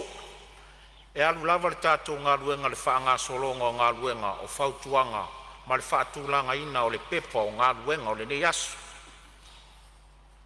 Rau tūla i mai fōi ma le teuteunga o le lafo na ia tala noina nei. E le aise isi na whaaloina le lafo lau o fionga e o lava i le nai tū. E le aise isi na tūlai mai e whaalua le lafu. E le talia lare tana noinga, ma e le o alo ese le whonga fitalai ma tūla whono tū mau. E lima taita ina ai ngā ruenga le mauta nei. Pei tai o au la whonga ngā i le Palemia. Ua whaavae mai i so winga le fia le saunuanga wha minstar. O lea ua wha manino, e ai le aso e tala noina ai. Ai se ai le omsa i ai wha ngā solonga o tātou ngā ruenga laua fionga. A o lea ua iuna ia e lafua i le upu masoa i le fionga i le Palemia. A o whaafonga le kapeneta a toa minstar langolango ma le au whai ngā ruenga le fono. E le tu au noina la le fonga fitalai ni winga whaapei tono mota nei. O e pei fo ona tūlai mai le nā mata upu, le nei mata upu se tasi o suis fono. Taruai, ona o le ngangana le tala whea ngai na ia whao ngai na a ngai le sui Palemia. O ina foi o lea na so o whau ai, ma o i foi o le a so o whau mai ai se whai unga no foa. O le iai le anganga maualunga i a teau. O lau o fionga le taitai o le tuangai. Ai mai se upu masoana e lafo le taitai o le malo. E le fia whailo atu o le whongfitalai ia upu matanga. Mai o lo o mori mausui o le kapeneta mai si sui usfono na whaafonga iai. Ina ua tuua le whongfitalai le no foa mo le malo longa o le tai au le nei. O ina leo le aso o whau mai se whai unga no foa. Ina ia tausi le file mu o le maota fono ne nei. O na o leo le whai unga le whonga fitalai se whai unga whapea. Ma lia lau a fionga le taitai o le tuangai. O le a wha maloro lau a fionga mo le lua spun ma le whai tu la. E a matatu le tu la ne wa watu ali whai unga. Ia mai whautua ina lau fionga le taitai o le tuangai. Ina i e tu ua le maota le taimi nei. Ma le whalo lava.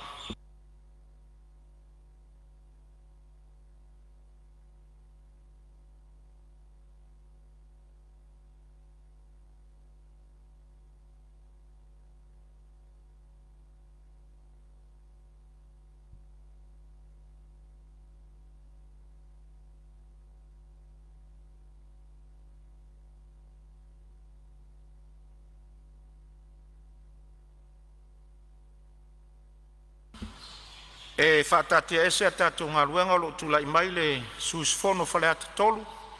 Ia tūlai mai sao nua tu sor tātou tūla fono tau whaofi. Mane ngang whaaloa. Au tai lau fionga le. Fonga le fono mo le avanoa. Mo le foti whaftai tele. Tau fionga ma le pela tu telefono mo tanga luenga mole tanga mafutanga wa sui malu Palemene alo fa tai hele yo sa manatu tu la fono mo li fot fa malo mo fa tai le sui fionga ngwa matua taringa ale ia lo tu la mai lo tu finga fa mista malo manu ia lo tu la mai manu yo faiva ole tu la fono nei pe ona tato lo tele so ele tele ni swinga ai pia fai si ma ini ai fai si onga o swinga ia o mai e mo mua no moli le fa tai i le tamai tai pule mal pule nga le sifa il fa fuenga le nei foi tanga luenga malo i tau sanga tele ele opo ora e le tele o sao o sifa tala tupe le tunu a mese talonga ia manisi o so swani il tele o ati nae ia fala pu tonga ese tono le tunu malo faftai a to manatu le tu la fono le nei male anga nel sifa lua felu lima tu la fono company tu la fono tupe lu a fe se lau valu manto foi o tu la fono nei tele tu la fono nei e paro me tatou e mai tatou me ya tunu uma jurisdictions so le o la already o la wa fanga yo yai ma fatino ai ia fala putonga fa peni ma na tusi fo e tanga tata mai la tou le am ta fa yoi ele isona ave seina fo ila e tanga tale nei tusia tu la fono ia vaenga ia tu la fono pe ona maua mai a fa lua fa male lima da tusia tu la fono o was fulu mo tu tau sang a le fa to a blacklist to ele lua fa sufitu o no winga o le na sa wo ya ta to operator ya meni mai ya le amatanga to foi la mene e fa nga tu fa penei ele oni me fo tele pa to atele na mai tono la fe early 2000 mo la fe se lau late 90s ha kamilo mai me ia tua isi atunu a me se atunu o ia Caribbean ma tunu o Pacific e me fa nga yo i me fa nga lu ai tu pe tanga mau mea ala lang a tato vaila iai pe folinga volele o se la fonga o alo se me la fonga tax evasion ala to fa winga ina le tax avoidance volele ka un fa kam biela ko kupe foi ai o la lava solo ai tu la fono alo winga la fam talanga la ufionga e fa tu la fono la sui suinga ele tas fa tu la fono teu tu la fono company fa va malo International Companies Act teu tu la fono insure fa va malo International Insurance Act teu tu la fono teu ngatupe fa va malo International Banking Act ia ko mo company tu la fono company fa va malo fa mo se fa bitoa Special Purpose International Companies Act 2012 e fa ia kula fongo ia la keu le mele ba mai on tas of city dolia PSA wa le lua fe su fitu a blacklist sta to tali mani no ala fe on tama tai puliana e ofisili a fai ai Ave se tu sa no la fonga ye tono te nga tupeni. E mau tinoa o le ai se afianga. Tato tupe maua. Impact i lungo men. Tali manino ale fionga al tamate puli. Ioi. E iai. O le ai se afianga. Ono to fesili lea. A fai la li iu, na li iu. Wa mele sa fa longo i lamtanga. Pe lima ono tau sanga taluai, su tau sanga. O ECT. O la tau ina mua. Pa sa wa mele. O ECT. Ale o te inei la nafi. O lea na li iu. E iu le mai. O fesili lo lea. O la pa sengi o pisingisi ka kou i moman iu. La pa sengi. Tali pe na fa pa sengi. Fapasen. A fatulanga al metal fapasen el tol su wafe compagnie ni. Ele a ko se afe compagnie. Ala fa compagnie tol su wafe. Ola la ta totali la fa tu le iva pasen le. E ono afia. La ta totali. Walo fa pe mai isi va nga ia sia mai restrictions ia. Ele o fai nai mato.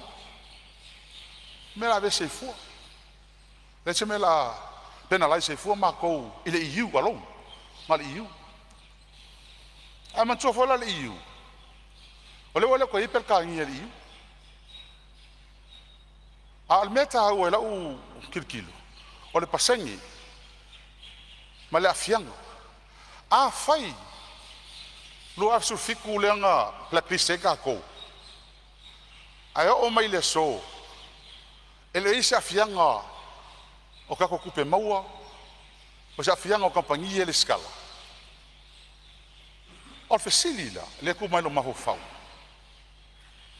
la me la ka ko fa longo i fa pa sengi le po le sera ngale kiki e ka kia ia liva spul mo kupe sengi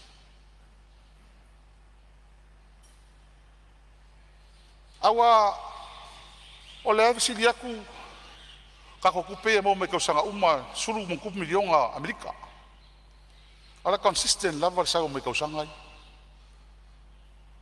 mai al por sulu afele ke mingi e ka mo sidia it's a good number ai on mela la ka ko faia o le ka ke make ala le mea wa le usa ngo mai le mkanga le e ele impact ele negative impact as in anything in life but ole la ka kele lo pe ole la pe polar ke le ole ala fianga ka ku pe maua al ka kanga le ngale le mele ole ala fianga ele si va sul mo ku pasenge ia ele o afia ele po pole fu la ko le mele ila wa ye it's a pulling tactic for it akong killing e an ka ma wa ngafi sa nganga ko kai puli it's another form of colonization o vai mai lo fo wa manguia paleleia kung ulai kingi ko fa fela kapele la le fo ya la manguia le sa ya ka ko ako va ko mai ala ko mea ko mea la ko awa e kolu ia criteria le pe mai ka unga family inga ka ko onga veselo ka ko malis ale lua me ia lua va ngai family ka ko ai me se ole ka family inga me ka ole manga o mai fa le when we share le hole me se ku fa ia ka ko tax information me nga ka me la le o ke Fafekai, ole maua. E lua kausanga stand down. Fa effective lua fe lua vat.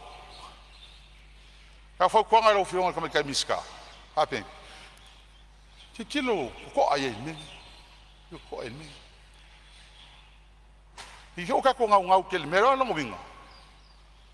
Ole fa mai la ko. Ia tax mo compagnie, pe ko compagnie. mele ave exemption. I kampangi ia alako. Yung al fonf telai le fi fanga malama. Ia, maria lo fionga simbalu lo sa no lo yet fa la ve le fionga le di pan. Mi se sa no mai lo fionga le di pan. O le fatu o le tula fono lea. O le fa mama o le reputation a Samoa. Fatu le na. Ina o fatu le mai te unga nei. Na matua ami le kabineta le pule siri o le sifa ma le lato mta whaiai. Siri umai na mato whaiai. O le ala fianga o tautu pe maua sa masani o na maua. Pe a whain mele. Tari sa o mai an pule siri a matau. E ei le fianga le la leifo 5 super sene. Tu pe maua. Tu pe maua sifa. Alala tato mele le i maua i mele. O le tali al tamai te pule. O le ingoa ta ule leia o Samoa. O le fatu lana. Money can't buy great reputation. Na eva no isi meta te o tatu su e tupe ai. Na eva no isi matanga luenga mo mai tupe fau e whaalava i mea. A o le ingoa ta ule leia o Samoa. E le mawhai e tupe o na whai. Leo walu tau sanga, mai whea. Le sino fo inga, ma le sino fo inga, le tsa sau temi nei. O le ngoa ta uleanga ina o Samoa, blacklist. Nale mea nalva ai lau langi atoa. O ile EU, European Union, o le atu nu lau tele. Le foi tātou te sa ili sosoani iai, ma le tele sosoani mo le atu. Atu mai lai le fatu al tu la fono lea. O lea, o le reputation a Samoa. So money can't buy that. Mele fa malmalama tu la ufeong al fonftalai. E le o le tupe. Money is not important. A fai ol mafuanga na amata mal tasiva fitu sfurun telo mal sifa pato afa tu lang al tasiva lu tol. Le ufa tau nu ai tu tupo fa vitau. Ele no fol malo.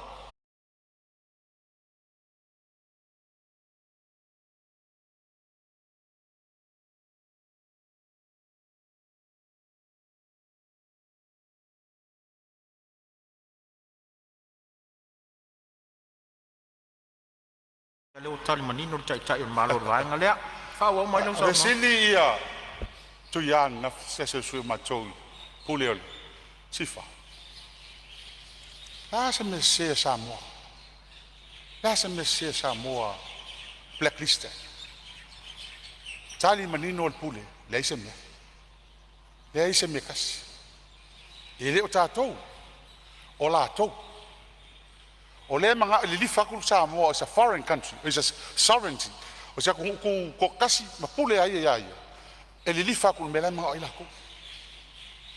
Mele manga ila ko ngari iu. A fe li vasu bonku pasenga ko uia la ka le ali ngo Samoa man le Samoa. Ale lei. Eu vou nga fa inga se kupe. On sai mai de su yo lo sa no lo yet fa la ver fionga le li palme tu atu la no lo fionga tai tai mal. Lai fa fonga mai le EU tato fono nei fai. O de ngalo. O de ngalo le sao fa la tonga nei latina ngole tulu. O de ngalo. E tato te muri tai fo le temi nei fainga fa vai o yatu nu ia mai so ni mo tato. O le EU. O to lo fia miliona le wa umana mai le vai. Ma me uma male mawati na ersiso ma. Ya e fa pena se la ngona. Tatai mele mole ala. Tasi al mele tam foi tu el malo. O le fa manino. Ole ingoa ta le lei o le tunu. O le tupe le popole ai. Ma isi ala nga tupe o isi mesu e mai tupe fa tumu le melea. Ai mama manino. Mata walo le ngo Samoa ile vai ngal langi ato. Ya so tu le Malo faftai, lo fiong tai tai malo, ya. O le ngo Samoa. La ele dei le ngo Samoa. Nga le iu ala tau ai, ele la kou ale fai tau. Ele fa pe o, ye per kangia mai se kung umal European Community, o isa kung la lang. Tenga la kou. Pela le fa ko. A fai la tatu tu la fono, lang. La mele ave se ai. Nga iu. Ave exemption. EU countries. Papinga la ko le nga ngau mal mele. Ele ngau mai se ku.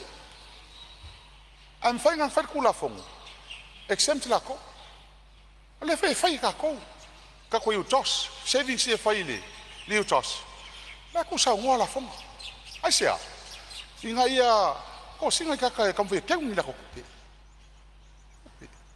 ele ongi pe no fai atu kula fo ko so pa langi di ku se ka ko pa langi fo ia ku se mengi o polo fesa o mengi ele ke ia vese la ko mengi le ke ale o tal no atu en fanga ko fa maale ngo Samoa ya fa malia la ngal iu ya ave exemption ya la ko aka kia isa ko mo pasu mo isa ko ia malia fenore sui o lo sa no lo ia fa ura ve ale fiong al minsta e ole tu la fono minsta fa manino la ngola son na file sa Faleata to pre-session ha fai ai sa tali manino le to mai tai pole sa fesili le Asia continent pe a faina pe a sui tu la fondo sa tali mai le continente Asia le se me pole for va na ne te pole sui tu la sui le ile ya Europe ai ngalo ai sa no manino to mai tai pole ele se a faina Asia o le mele ne na fa pa se le mo ta to mai le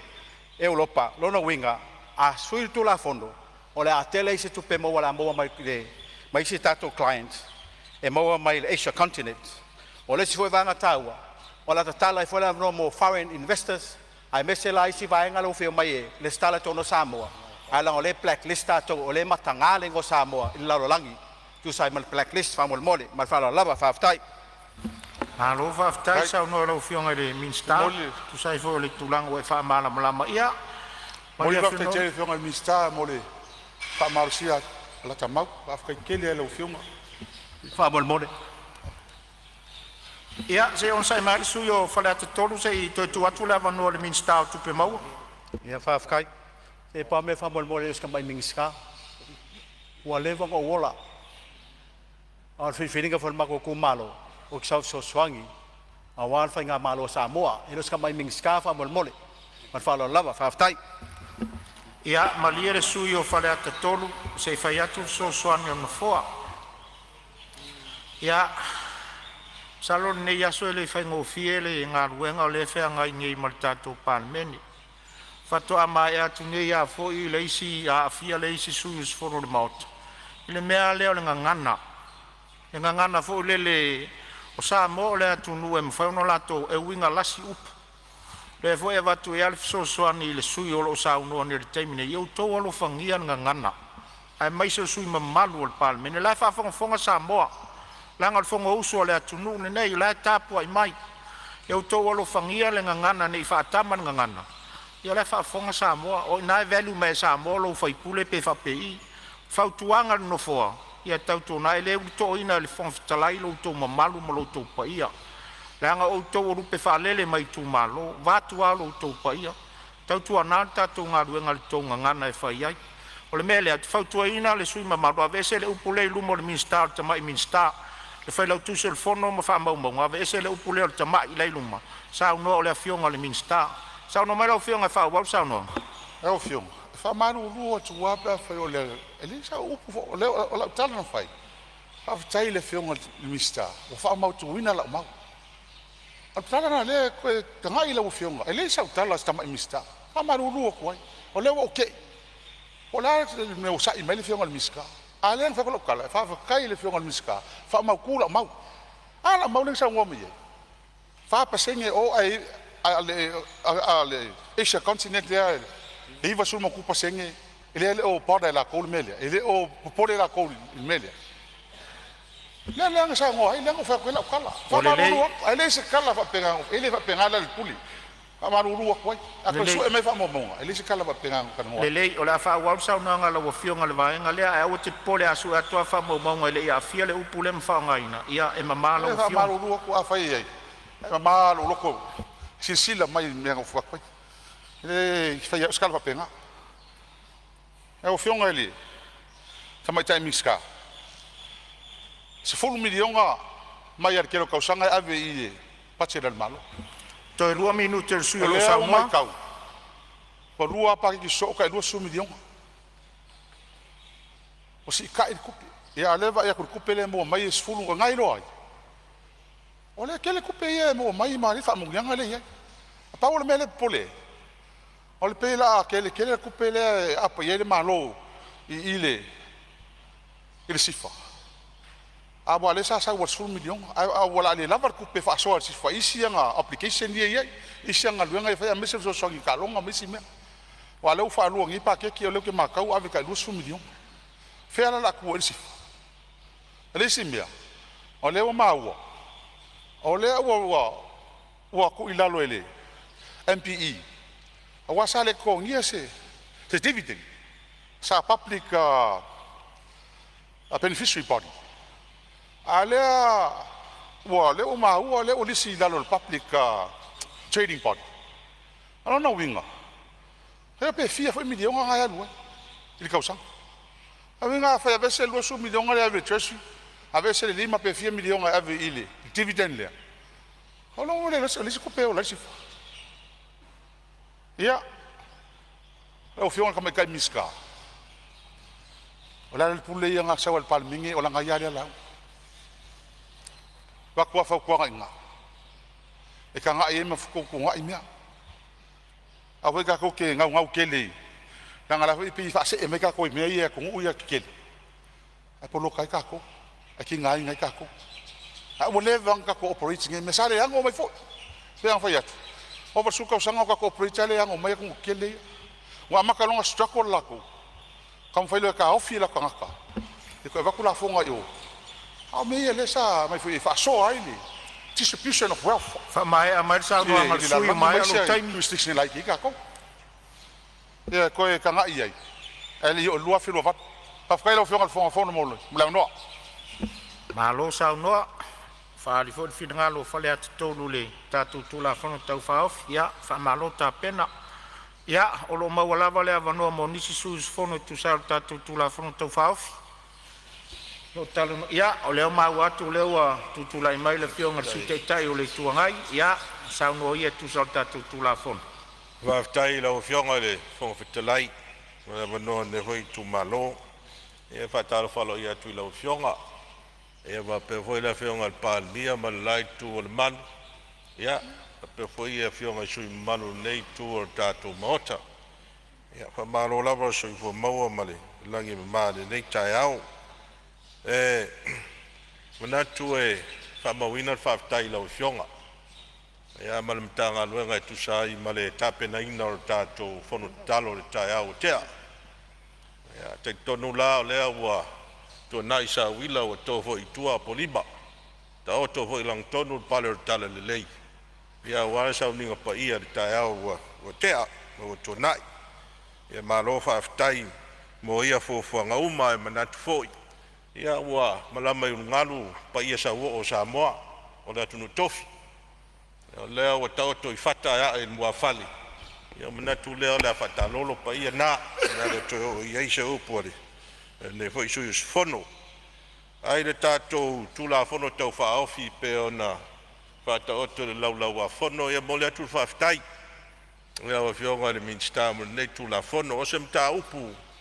o leva ona tango fia ma o fo ia sa do ngal mota nei e te reisi o tau sanga o tona ia ona le ta upu lava nei ole iai pe ole ngo Samoa I lunga ole blacklist a tunu Europa ole European Union o levala ona sau no foi e si tau sanga manapa e inga o tona yatu e se fo lava nei fa fitau ia fai ole tulanga le wa mai le tula fon tau fa ofi nei ole po fo pe to sili le ona le lei ia se tangai ia I wa le foi wa ta auto fo tuanga I le tulanga le ona nei te unga ole tulanga le vale sa wai sa tu sa noa ia la fonga company fa va malo po international companies ole le stala I tato authority le ole sifa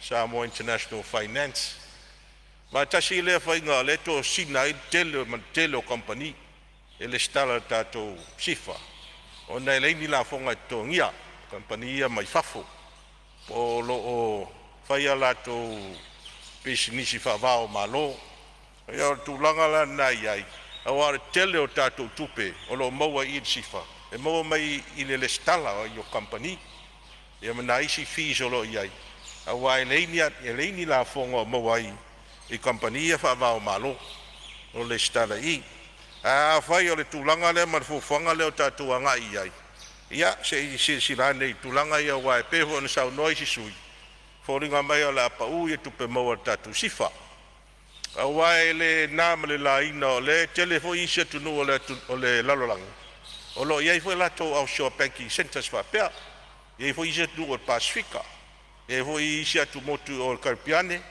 o lo ia foi la to centers fa pe la to offshore banking centers ia o awala na mo wai tupe a faila o lela a esere tu sau no ina o la fong o no winga la tu tongi la fonga company nei ia o no winga la foringa bala alofia tato sifa mai le tele company ia le unga la e pe on mata wat ia le apa ula tu pe maua se va inga la le si le to ala o fionga mista po o ia si la mfu fuanga fo tato sifa I le tulanga lea pe pasia tu la fono nei ale au ato tu la fono o le ave se ino le ngo sa mo mai blacklist o se fuanga le lei awa e tau fai po la se fainga la se fo le tau ina ia tau leia le ngo sa mo o le melana e tau tu si le to wa e fai fo la version swaf o le swaf pa ia o tatu tunu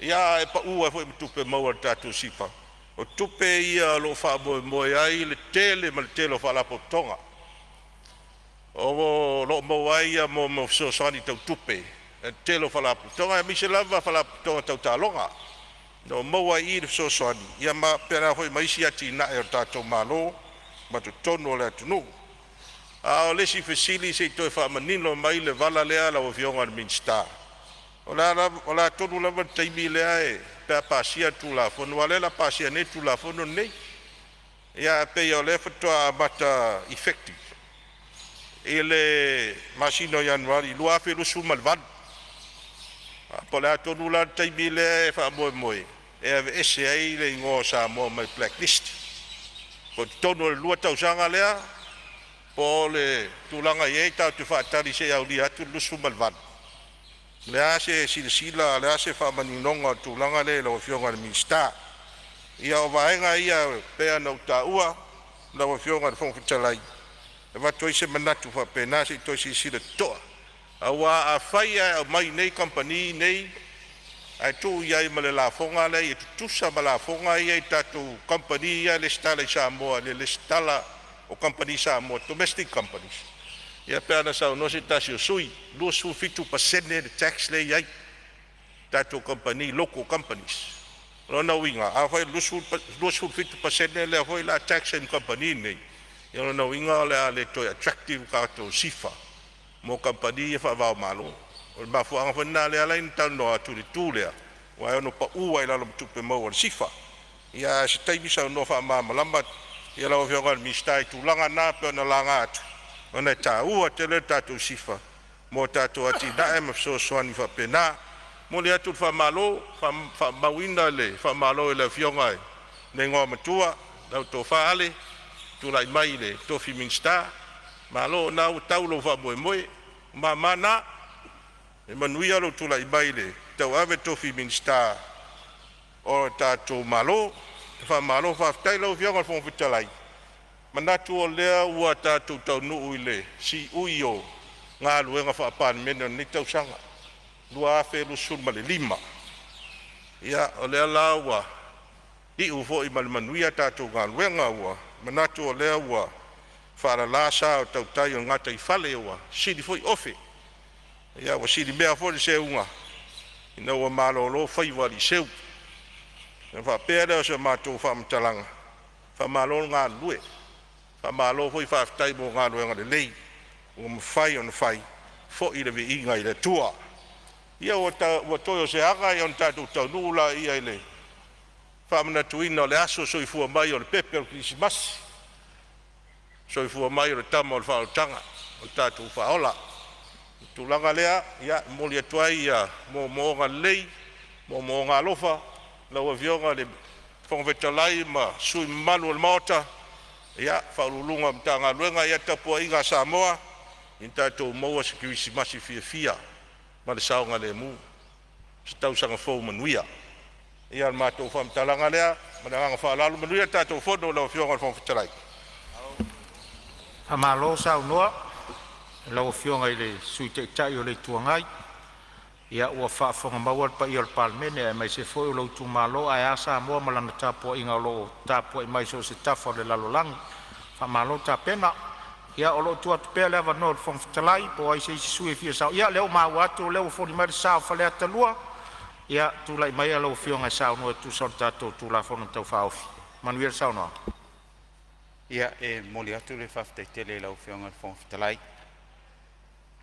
Wa fo le manoa ia wat fo fa talo fa la ofionga ia mes fo ia le palmia e mais le malu le capeneta masui sui minsta ia va vea se manatu fa mau pele lango fo ile nei tu malo man nei sui ile tu langa e winga ile tato tu la fono fa tatie mai ia nei fa tuanga la ite fia wat ina ia ngā fo ia lea o ngā ia ta tia tu pe ina ona o lewa mai tau ina wa fia tau sanga o tato wasiasi le iu ina ia ve sea Samoa mai tu langa lea o le blacklist lea la ele ima fai ia lea la tau loa o ia tato Palemene lentu e fai e pea fa peo tu langa le tau fai e ale mesi o le wo mai o le nganga lava ia vatu le fautuanga o te tau lola ona si tia le stala o company na ia mafai ona le stala i tono le Palemene nei ona ua leva o tatou no nofo ma le stala tuai le ala e ngata ia i la fianga o tatou tupe maua i le ngata fo idea e te tau ona ilo le lei ia company o lo le stala i nei ina ia aua e falling mai o tele o company nei o mai i Palemene fa pene ia e filongia mai si foi company e le a le la tatou tua ia le ava noa ina ia mafai ona a le ia tatou ngoa ile iu o lona winga e te tau ona fai se iro i longa le due diligence ia aua nei tatou fata mala ia tu langa lea wa ma fai ona o mai e tonu ma isi company ia pe on sila fia ia o lo ia foi company o lo lato fatino ina ia tu langa le o tupe a tupe teu ia mo fa la velave fa ngai mo terrorist o le lai fauto ina pe ia tato a tanga luenga sifa ia a tono la to le to e malanga tau fai sa ili tu langa le ia le o mawar tato fa mo o pasia to tato tu la foni nei ia pe le nganga le o fionga fong ftalai ai manuia lava fu fuanga ia no mai le ia le fionga le ngam tua aftai mole molo on sai ia le wa on sai ia le wa a filfilia tato tu malo ia e avea foi mo minstala o fionga ia o ia le fai masui o tato ia le nganga le ia lo fale tu af so soni lo soifua ia me se lava tam fai ngol ngalwenga wa le fai ngo fi foi ia le nganga le lo fionga fong ftalai aftai molo wa no Malo faftai sa no e lo fionga i le sui malu Faleata lua. Malo ta pena ia mai ta watu le wa fo mai sao sam cham falatai ia sao no ia lo fionga sus fo no mortatu tu la fon tau fauf. After tele la fionga le fong fetalai mo le avano ne foi tu malo fa ese sao pupu le tu la fon tau fauf e pe ona ilu mortatu Palemene. Ya mana tu foi molongo I longo arvi inga le tua ne yaso e ano tatou amata mai taia o tatou fon talo e le foi na vela o fionga mo staulanga o tatou Palemene ya malo fa aftai vi pele tua ai tu la ya tu male nganga e tu mo falo ya mon mo le foi nai motunga afa wan nei tu la fon taua mo le tu la ngang fa aftai tele le fionga re to mai tai minsta ia mal mtanga wenga foyo fengai mal nei tu la fonta fa office o le tu la fono e Ia ona maua I saunoanga fo ia nisio sui mamad. Ia ele ngata e pupu lai titi. Ia e whaia si onga o tula fono. Mele maua le lua afes fulfitu na matai ona. Ele ngoa Samoa I lunga o le lisi uli. Ma ole wawalu nei tau sanga o tau mawhailo tātou mālo ma tātou Palemene. O le ase awala I mawhaio na ve ese mai le ngoa Samoa ma le lisi uli lea. Ai o le whaftai nei tu mālo. E whapito au ngawhai le a fionga le tamaitai pule ma le pulenga ma le tātou whaalapo pitonga o le sifa. Ona o lau mai tau atu. E walu tau sanga le whatoa o mai le teuteunga le tula fono. E abe ese le ngoa Samoa mai le. I le lisi uli lea. Aisea. Ona o le whatoa tau ata mai se whaford whawhita out. Awai pea ona maalia I saunoanga niso sui mamadu. E wanse abe ese aile o ia tax aia ia company nei. O lona winga e leo se whato sina e ono o mai ni company Samoa. Au leo aloto tele le sifa ma le tātou whainga malo nei foi vaitau. Ono leo wa maua le forward whawhita out. O leo forward whawhita out. O le territorial tax lea whaulu mai se teimi mulibuli. Awa ana le aile la veaina. O te le langolangoina pe le langolangoina nei tu malo le teuteunga tu la fona pe mai nei. Mele mole tu le nganga whaftai tele. Whaftai te tamaitai pule ma le tātou whala popitonga le sifa. Ia o le au ngā leo leo ia tunu I whafo ma whalongolongo ma mai tau. Ia po a foi me totia ma ngā nuenga o lo ngā luru e isi atunu. Ia ina ia mawhai ona fo ia whawhita ule pe on tātou whenga iai. Melea, ia manu ia tele le Kirismasi ma tau sang fo tātou Palemene ma le angang whaloalo. Whaftai, malo sa unor sumbalu o Faleata im samtau. Wharia fo ilo whinangalo winga I le tātou tula whanau tau whaofi. Ia, o lo tu atu pea le avanoa al pa I al Palemene, se si foi whinangalo e whalia kusol tātou tula whanau. Ia, o leo mai tau atu, o leo tutula I mai la fionga sui Palemene. Tula I mai la fionga sui Palemene. Aftai, whataro whanita e au, ma tātou Palemene. E o se mei titia sa pa I eile. Sa unoanga le sui mamalu Faleatai. Mea sa ia mo molili whawhitai. Ia, I le fionga tamaitai pule. Ia, whape whalua ina fwt whawhitai. Au le visiri ai siana le mawhaina whai ei. Pai inga utona. O le utona pai. Lo winga le na o le tali. Sa le whea alfani. Ia I simtanga ruenga mai simtanga ruenga. Rono winga whawhitai le whionga minsta. O e wa mwhai ena whea alfani. A misi le whionga Palemene ma le whenga malo. Ia whao matu e lau le whionga le. Ia atu whai punu manu kisi basi. Malo sa unoa, lau whionga le sui Palemene, ia. Whaftai. Ia se tūlai mai le sui o samtau Faleata le ma otu le tūlai mai. Ia le ese langona e whalawe lawe le whaopopo le whionga le minsta. Ia ai o me masania, o le tala fo le tūri. E le no fol tūri ma tō vivi o na vai. O le mena ma tō e fol vivi ia tō auto. Ia ai manuia lau whionga le minsta. Lau whionga he. Ia, si sao no mai lau whionga sui Palemene. Sa tale whai atu se mea whasao pa se whai ma wha malmalama I le amatanga. O nei manetu e ai maa walunga le sui o li tumalo. Ai fiso soani atu wha malmalama. E langa sa matu nofo I nei tuon ma. E whai whai whaftai e le whionga I le. Nā mua. Al tui atua. I le tā ua whuli nei tuon ma. Oi, Palemene. Ma kapeneta. Ai sa ful fa tai ali. Ai ngata waan. Sa pena fu. Te musu fa tu se fu malo. Ai man weer fu.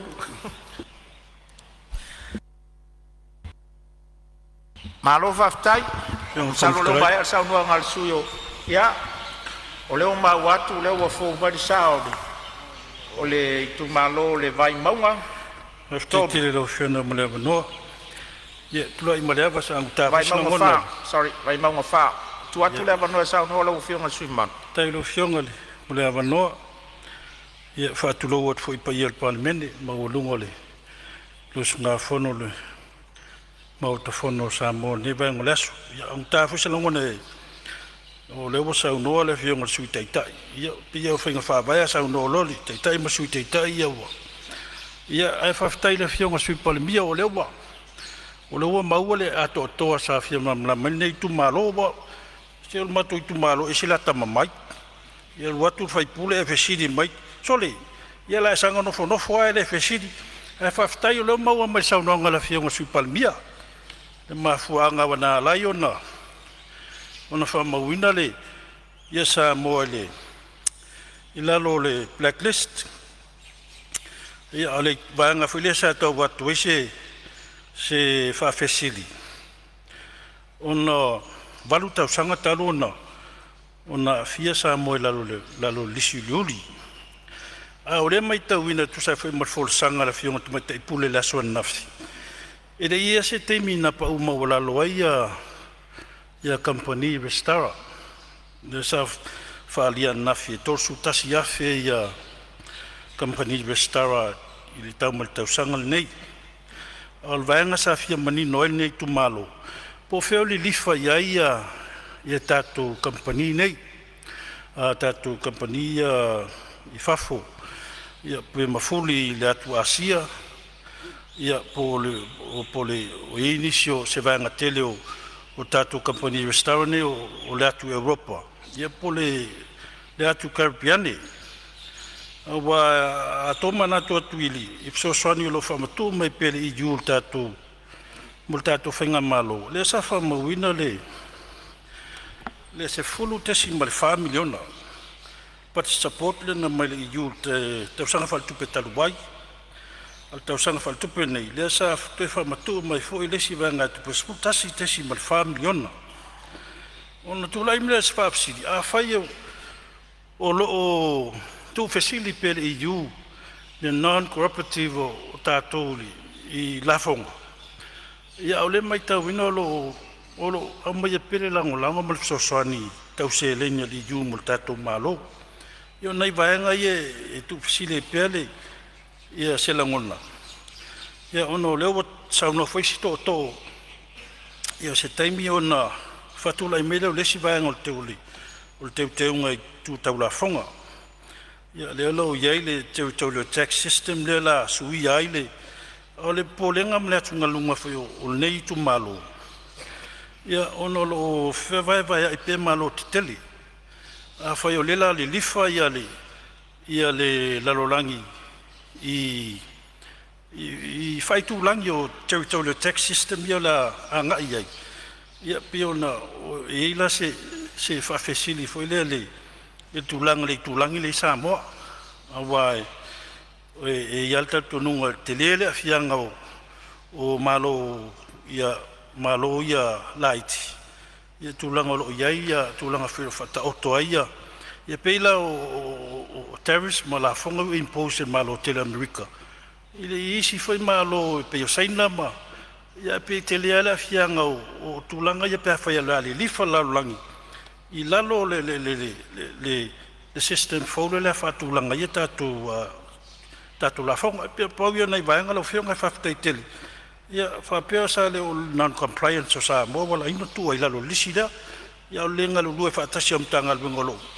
lo fito I tonu yaile ia tatu vaenga le tulanga tau a company fa malo fa tai lo fianga mle no Halo, sa no le sui o le vai maunga fa, tu sai fo lo fina ngalo fa dia.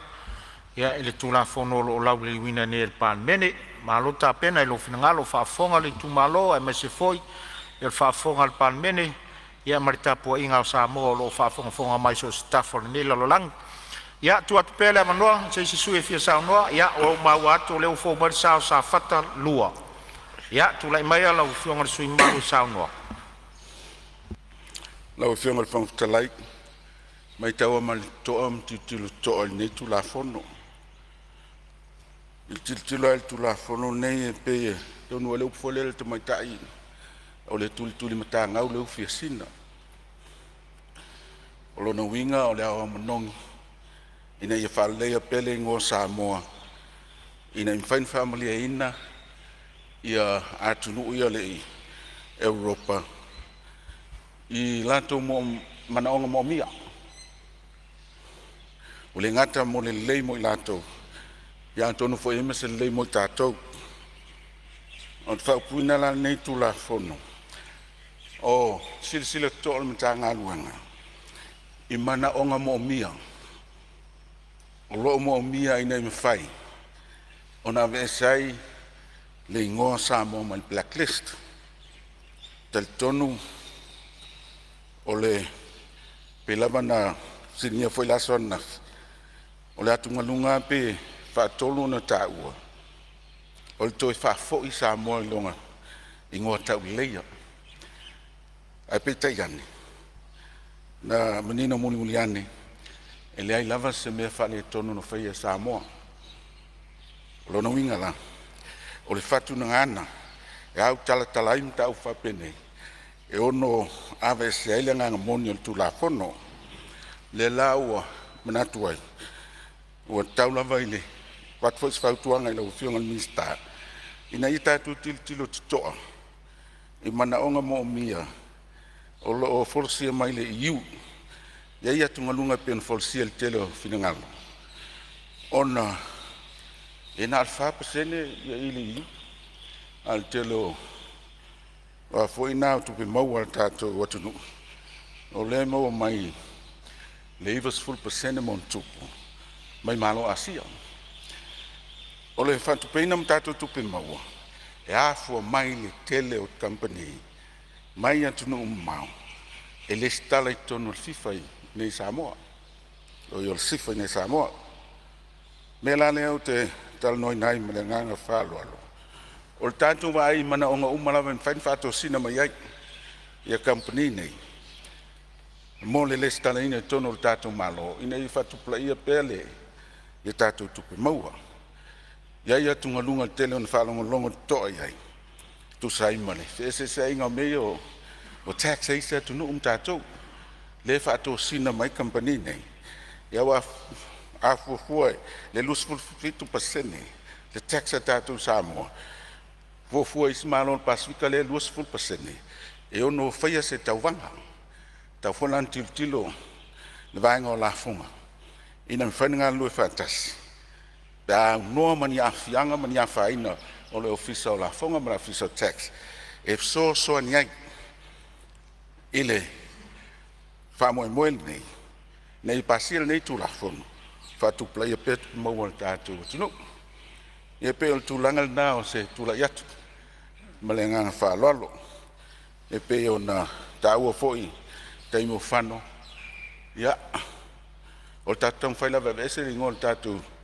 atu no mai le blacklist ai le o se fale leia o le ngol tatu tu no mai se tu langa fale ton ya pe o le nganga na le tu la yetu ai mal fa lolo ono le atu tilo man to mata o tala fatu ngana o fa nga mai yo no vese le nganga o tu la fono mo fa lolo mo le fono alo fa ftai finangalo fa li o sa fata lua tu so le tu la fono ya malo fo ta pena i tu mai mau e lo finangalo fa li o fa fonga ta po i lo tu malo fa ftai ta pena ya tu atu pele va no le tu ma ta pe si fi sa no le ya o le ma wa tu le wa tu lai mai le vai mau tolu su e vai mau tolu ya tu lai mai sa no tu so tu la fon ta fa off ya va ftai la vai la fionga fon fetalai mo le va noa tu la ya tu le ava mal fa lo se vai atu le pa ia o lo sa nei ele fono ao fausia ai tu la fono Samoa ya mai se foi fatalo fa tu la fionga ele ali Palemene ya mai se foi le malo capeneta mal nai tu ol mota tenanel pa ia ma olunga tanga luenga malo fala po tonga tu moti mai se foi le pa ia mal malu Samoa o pot ia lo fa piona ao fia mai le tato fontanga le so Ai, fia tu atu se vai inga o vai monga tolu. Tu sa mara tu la fono lo tala noina la o fionga fong fetalai. E ei so mātou vai inga ua o le ua mawhatotonga ia le tātou Palemene. E sui mamalu fo o whaafonga le ngata le aso ana nafi. Ia le pre-sitting. Ia o whapea fo i le aso le whaamaramlama manino ala fionga le minsta. I le tā ua o le ave eseina o le ngō Samoa mai le blacklist. Ia o se tūla fono i so mātou vai o sili ma tā ua. Awai ai ia tūlanga wha pisinisi e pei e tau loa se lisi wha pea o se blacklist po le lisi uliuli. Ua langona i fo i le mata muli vai ane ale pa ia o le maota tulou. Ia o seisi e fia a waipe fia tongi maa. E tu tonu o le tātou whalpop tonga sifa. Na whanangolonga ma le toa le aso nafi i le forsanga le fionga i le tamaitai office Silio Pulenga. Sa ia tō lau wina inisio atu nu ol Pasifika sa la tau whaia fo i whainga whapenei. E au fiai ia le atu kuki, ia whapea Vanuatu. Sa ia lisia fo inisio atu nuu sa ngai ele la tau sa ili linga ile ngata ile Pulenga le sifa, ai whapea fo ile ofisa malu ale loia sili. Ele la tau iloilonga, na la tau au mai ai le atu nuu o Seychelles. E whaima whataita inga. Ai, o se whataita inga la ta mai, la uia mai tau, ili whai tau atu ia, i o fiti. Ia tu nu o loo, siliona la tala ta mai a i tātou. Mai tala tu tusa, ma le ati nae o Samoa, o se atu nuu tau ati ai, po se developing country. E uia e tau te manao mia, le whaalau i loa pea o le tātou tuto o tasi, po le tātou pule, e au noa ma se whalawlaweina po le sovereignty. Ai le ma whaiona tuto o tasi ai pea i tami uma. Le anga o le tau te whaalangolango i tupe o olafo ina mai fafo, o tupe o soasoani mai malo si assets telene, mo le atina ina o tātou atunu. Ma mātou la vai, se motunga awhar vai monga tōru. Mātou te paula mātou whautuanga e tu atu le fionga minsta, se toi sila ane pe ona whaaluaina e fina ngalo o se si toto. I le totongi o le totongi o le registration. E le whaopopo ia se isi tau. E whaatusa tusa ina ia pa leni matau o registration o loo iai ia pulenga ia le iu. Awa o le mai tau atu.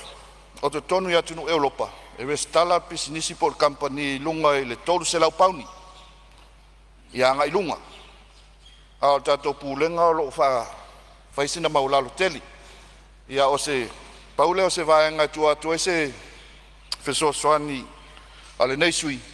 Ia langolango ina male anganga fia le tūla fono o whaatūla i mai. Ia a tono le avanoa fone nei e o wholofa atuai. La o fionga te whonfetalai male. Sui whonfetalai male malu o le official fono. Tainane la o fionga de Palemene, ma le sui Palemene, ma malo kapineta. Ia, sui us fono o mo Palemene, mai se le mamalo sa mo potpoto mai e manuia tele le anga atu de Christmasi. Tato maua se Christmasi fia manuia, so fua. Malo whaftai sui malo tu solo finangalo whaalia foi. O whafsenga ino leina mwai leina o tātou tūla whono tau whaofia. Malo tā pena whaftai.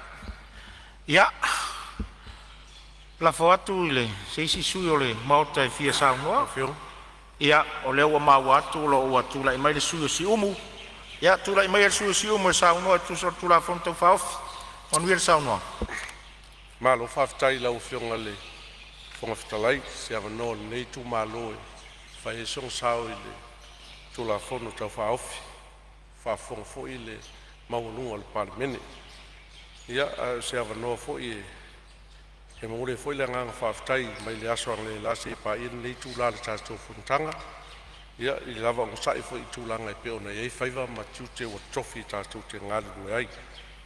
Whaftai lau fionga le minista mo le tūla whono tau whaofi. Sa whalonglongo ma le toa le whaamamaina o le tulafono le aso ana nafi. O i ngā sa ise maningonga e tusai fo i ma le tulafono tau whaofi. E pe ona whata oto mai lumo le tātou Palemene. O lau mai tau iai tusai ma le saungoanga ale polisili al pulenga o le sifa. Al whaftai lava ilonga whaonga inga o le vaenga lea sa saunoa ana nafi. E leo le sifa a o le vao Samoa ma whaaputonga i whafu. E le o whapea o ngā lulue o ngā le sifa.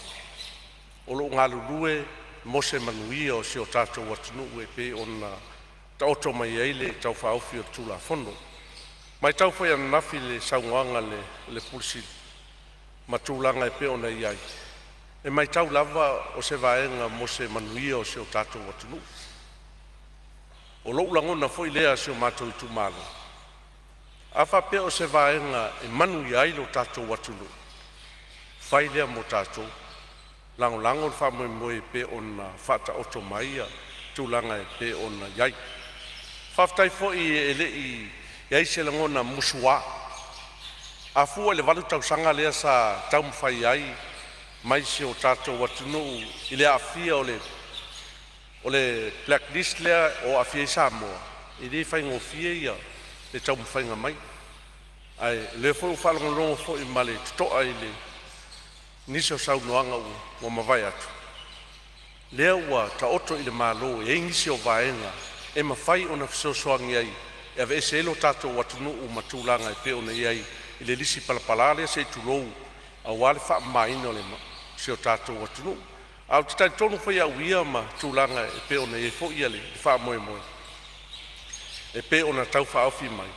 A wha pe o se o tātou manuia lea mo le anga i luma se o soangi i tamao a inga. O se vaenga tā ua tere lea mo le tūlafonu tau wha awhi ma tūlanga e pe ona iai. Ao le tualalo le nei tu malo e tu saifo i ma le tūlafonu tau wha awhi. A wha pe e manu iai lo tātou watunu. Whai lea mo tātou ma tūlanga e pe ona iai. A wha pe fo e iai nisi o afianga e ono afiai le tātou malo. Sida tuto'o le tātou whainga malo i tūlanga e pe ona iai. I le saunga le mua se o tātou watunu. Toi toa ama natu i tua i le saungoanga le fionga le li Palemene. E tu pia i manatu malangona. Ua tātou wanga i mai le paia inga lona suvatu. I o tātou whaia ma le whamaoni i o tātou tiute i tono le tātou malo. Ua te tofi tātou te ngaluru ai. Mana ia ia le whaswai upulea lau whalong mō wau lava ia matulanga e pe one e fo ia le whaamue moe. O le langona fo i ngā nei tu malo ma tūlanga e pe one iai. Le agai mai tono le paia inga lona suvalu o le Palemene. Mātou te whaiwawa ai lava i tūlanga i. Ai la tōu wao sina i tono le so tātou Palemene nei ma tūlanga. Le whaangaso longa u whai o se o tātou malo. O le mātou tala. Lau whionga le minista. I eleanga le leo le atua il whaafefoehina o le tūlafono nei. Ma tūlanga e pe one iai se manuia o se o tātou watunu. Maua foi le awa noa se o mātou i tūmalo. E ofo lo fatuai de tātou Palemene. Whamanuia foi le kirismasi ma le tausang fau i lau whionga li Palemene ma le kabineta. Whapea foi a swimming star uma o le tātou Palemene. Lau whionga le whonga fitalai. Ma lo le whatoatoa. Pea foi le sunga fitalai. Lau sunga le whailau tusi ma le suiva le tusi. Ma le matanga luenga o whono o awa Samoa. Nguri atu alo whaanga se o mātou tu ma lo tu ngā luenga. Whaiu se mātou whamtalanga. Ma lo le taupati. E ngoa matua. Leo e pale mai to whinga minista. Ia. A oe fore taita i whono le kako mite pe o na tātou ngā lulu ai. Mātou whamanuia i lau to whinga. Alo i o whaiva. Wā to whinga o tofi ai lau. A whionga tusai fo i ma to whinga pe o na iai. Ia manuia lau whamoe moe. Ia o se mātou talare lau whionga le minista. O tupe tusai fo i ma le tūlafona. Ia ai whaftai tere lawa i lau whionga le whongtalai se awa no nenei tu malo whamanuia le tātou Palemene. Malo whaftai sui siumu. Tu sa lo finangalo Faleata. O mori mai ai finangalo lo tu malo. Ia tu sa o tātou tu la fono wa le laulau wa fono nei. Ia malo sauni, malo whaftai, tu sa foi o whamanuianga i le tu malo Kirismas. O le tau sang fau.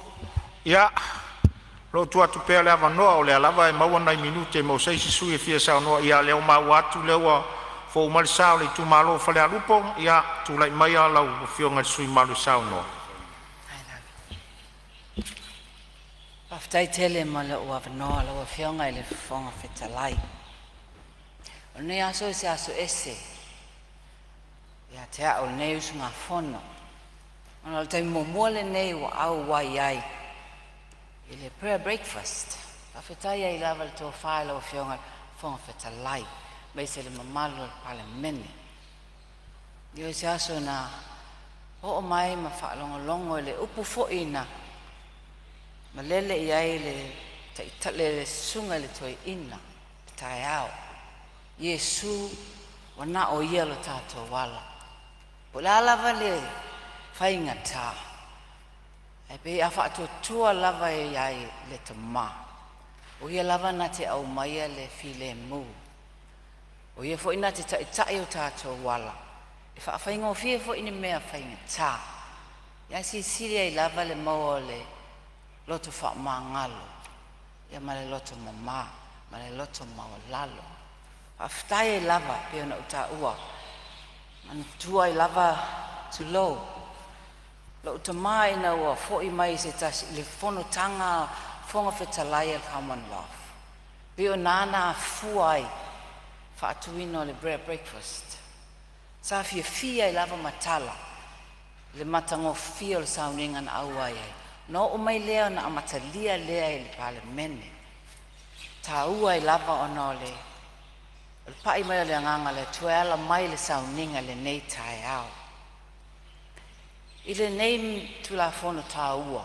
Ia, whamalia tu lava lau whionga le whonga whetalai.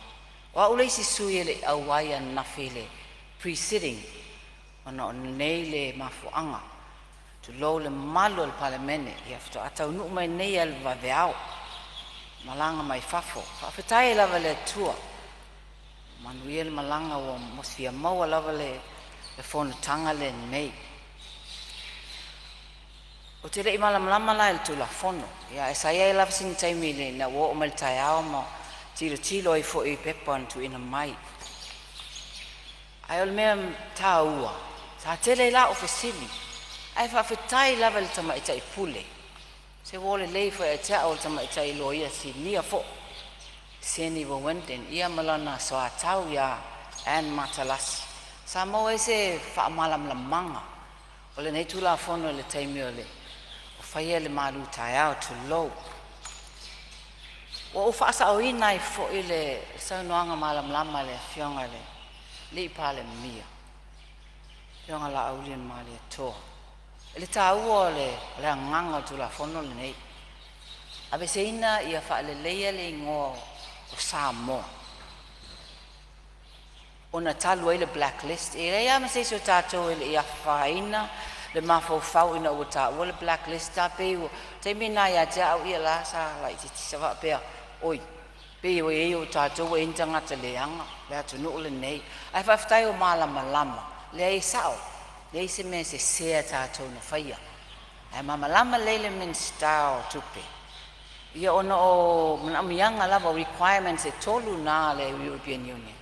Walai ona tasi lava la le manamianga le i mwhai ona tā ona tātou meeting.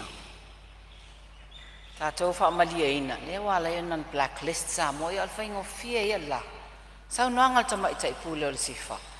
E pasia lona le tula fono le nei. Ona toi wha fo i leo i tātou le blacklist.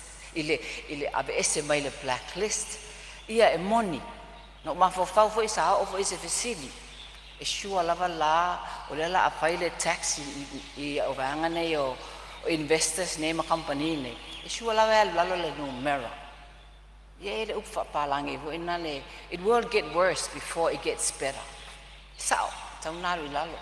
Ia ai o nā tonu lava o le whaole tu a lalo fo lalo nei sui. Fionga tama ita ipule a mesele minsta.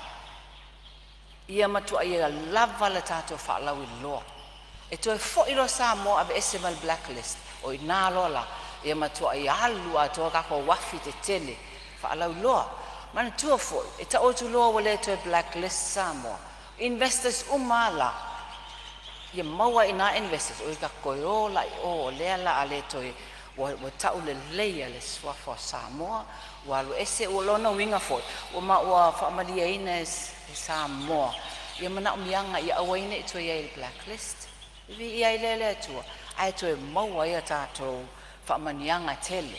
On saila iai. Ia matua ialu la atua tātou awareness. Whaalau loa la tunu atua. A mai sa la le European Union. Mal au Asia. Na ito o tere tangatai o mai ai. Pau nao se fsoswani atu. Tu a lalo neus ngā whono. Ai laua fio ngai le whonga whetalai. O fionga le Palemene, le mamalu le kapeneta. Sui minsta. Ya, tainane le itai le tuanga ai ma le sui ta itai ma le mamalu. O fionga le fia me, ma le mamalu telo o sui o nei fono faitula, fono Samoa. Langa tua olo se leo le neusunga fono. Ona manatu. Lele o singa I le ngalu. Ma ua I ite fo I whanua lalo I fe au le nei tau sanga. Ma mole atuai, se wha mahalo I ngā luenga. Sa o tau, ma tā tau, whitai tungai, wā se manuia o Samoa. I o se mea wale lei, I avea lea ma vi inga I le tua. Le hapo I se mea wale ato toa. Wha ato toa ina I le anganga le tua. Ato toina ia le ala e tauan tātou uia pēr wha manatu le nei tai au sunga le toi ina. Ala Upolu, a mai aona tātou whaia se ngā luenga. Tātou lava ni au auna lea ngā.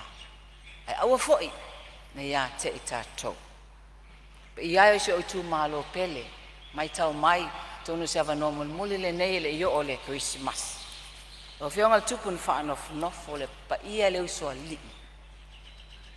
Le matua ma le maapua nā whanua tainane le alala tai, o la autotu o whaa ma le tapo inga e tasi a Samoa. E ale whaano no manu o whioi o le tala le lei au auna pa ia le tua, so se whai taulanga le tātou tu malo. Pa malo lo tau a tai. Pa whetai lau tapuai. Pa alo malo ngā ludua le nei tau sanga o whai ui. Le whaangalo ina ta mama tina mātu tua. O matua tausi ma le au se papa. E mai se na iau ainga ma wō peli. I nei Samoa e mai se atunu I mamau. Whawhetai te talo, whawhetai ta puai. Le afo I se tala o se hanga le tau ta mali I sa o tau mai tau mai, ma lui fale. Poto lava le tau tai, a iai lava le ia e sasi le liu o na wak. Vele nei lao lao. Mole tuai lo whaanga nei au auna. La au to au auna whai pule. Ia moa se o tō kerisi masi fia. Ai mai se le au li atu se tausanga fōu manuia e tātou look forward uma. Whamanianga e wala mai. So se tuai ngāti na e fe so swani e le malo. E whawhetai e tuai foi. Tionga le Palemene le tō whā. Tātou ati na e o le tātou whono whawai. Tātou tu I le tua, na o ia na te au maia manuia. Lofa fo I le tua polikole te tele, nei mao te whono, mai se lava, te lolo whaafong anga mai Samoa. Mau se kuisi masi file mo, mai se tausanga fau manuia, a ia o wola, lofa le tua, soifua. Ia, whamalo whaftai, tu saunoanga mātanga o fie, tu walu mai le saunoanga. Ia, e mai se fau so fina ngalo whaalia tu sa tātou tu la whono tau whaofi. Wa mai tau atu nun whoa, ua tātou tu la lata I le tātou taimi mānawa le so. Ma ua whaatu tu ngata lava le tātou maota le mai tau atu nun whoa. Ai ona sa alo le tātou Palemene le whono tatalo le waweao. Ua vela fo le whala o te tau fo na whaise malolonga tātou sa iri malosi. Ina nei ngase se sui mamanu. Na iai lo le manatu, ia momoli atu le wha malo ma le whawhitai tu sa ngā ruenga nei asu. Le o tātou iai si ui o ngā luenga o le nei aso, o tau fo na fai tātou malolonga. O te wha maruru o tua isu i mamaru o lo fia sa unoa, tātou tārosia le aso fono a tai au. Wha wawai sa unoanga i le tātou tū la fono tau whaofi, ia mata pena le lei ai foi la fionga le minsta mo lana tali foi tau watu le aso a tai au pe a sopo lo tau soifua. E tu sa nisi vaenga sa la ngai fina ngalo le maota. Wha malolo usfono le pai o le tātou maota. Whaftai foi Samoa i lau tāpua inga, wai umanuia ngā luenga le Palemene le ne aso, ona o lau te talo. Se avanoa foi o te talo sanga ina ili pa ia o le Palemene, le mai ai o le tātou fono i le so, i le tūla e tasi, ua tāpena ai le fonga fitalai, malona i tū malo, whaatau waa mo sina whaalolonga mo le Palemene ma le malo, e whaatino ina i le maota o lo i tū atu o le tātou maota fono nei, tātou whaatasi ai, whai fo isina tala malia le nei auli, ia mwha umai fo le nei aso fono.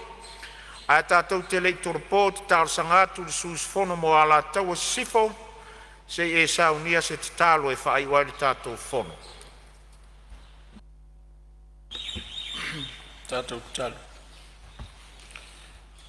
Le atua mamanai, le atua sidi ese oe, o loa fio i le langi, nga atoa lava ma le nei la langi. E tupu mo malu lau fio mai ana nafi, ma le aso, e o lava i le whaavavangu. Banto moli mawina lau alofa sili, ma lau anga le leiwinga ese i le nei aso. Ma i lava i le tae ao, sa o mato u fale matapu a yatu i ate oe. Whaafo i atu mea uma i ate oe tama, wala malama whaai unga luenga, ma tiuti, ma whaiva o le nei tausanga. Banto iai ma wha mai aina, nga luenga, o le nei aso. E ala i whiri ngā tonu, ai mai se fo i o le sa ilinga, o nisi o tū la fono sa ilo ilo ina. Ta māua e whaafonga mai, i ngā luenga whai, ngā lau Palemene i le aso. Mātou whape atu, ia vi ia masanga whanene ina lau fio, i lou au ai mai i so se mea. Te talo wā wha moe moenga, mātou te wha moe moe ai, au noa lau fio e te whaatasi mai. E au noa se me e tau no. Talo lava, whamanuia ia Samoa manai o na tangata. I lātou o loo tāpua ia whaiva matiuti, o lau Palemene i le aso.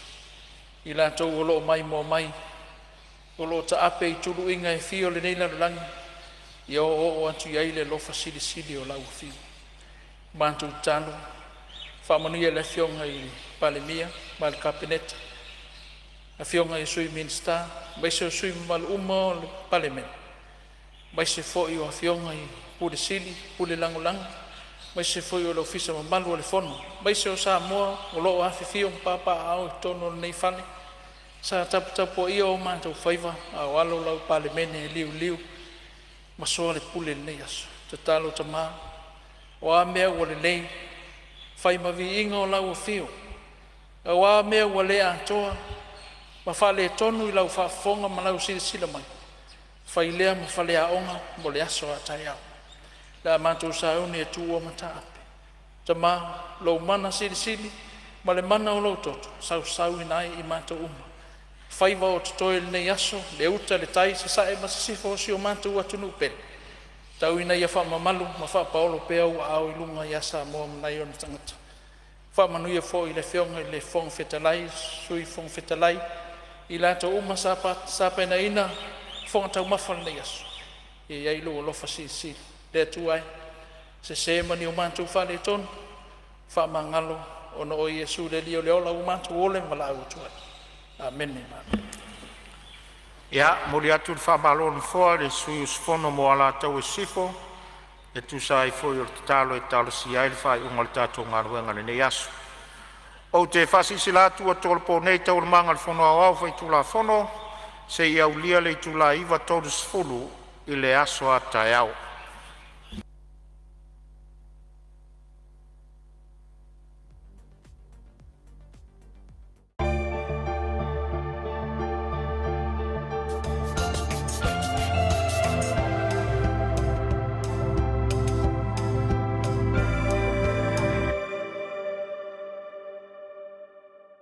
Samoa's natural waters are special. Something goes in there, comes out different. Natural Samoa water, the taste of nature in a bottle. Skipper tuna is the healthier choice for you. It's nutritious tuna flakes, packed in easy open cans. Get hooked on the great taste of Skipper tuna today.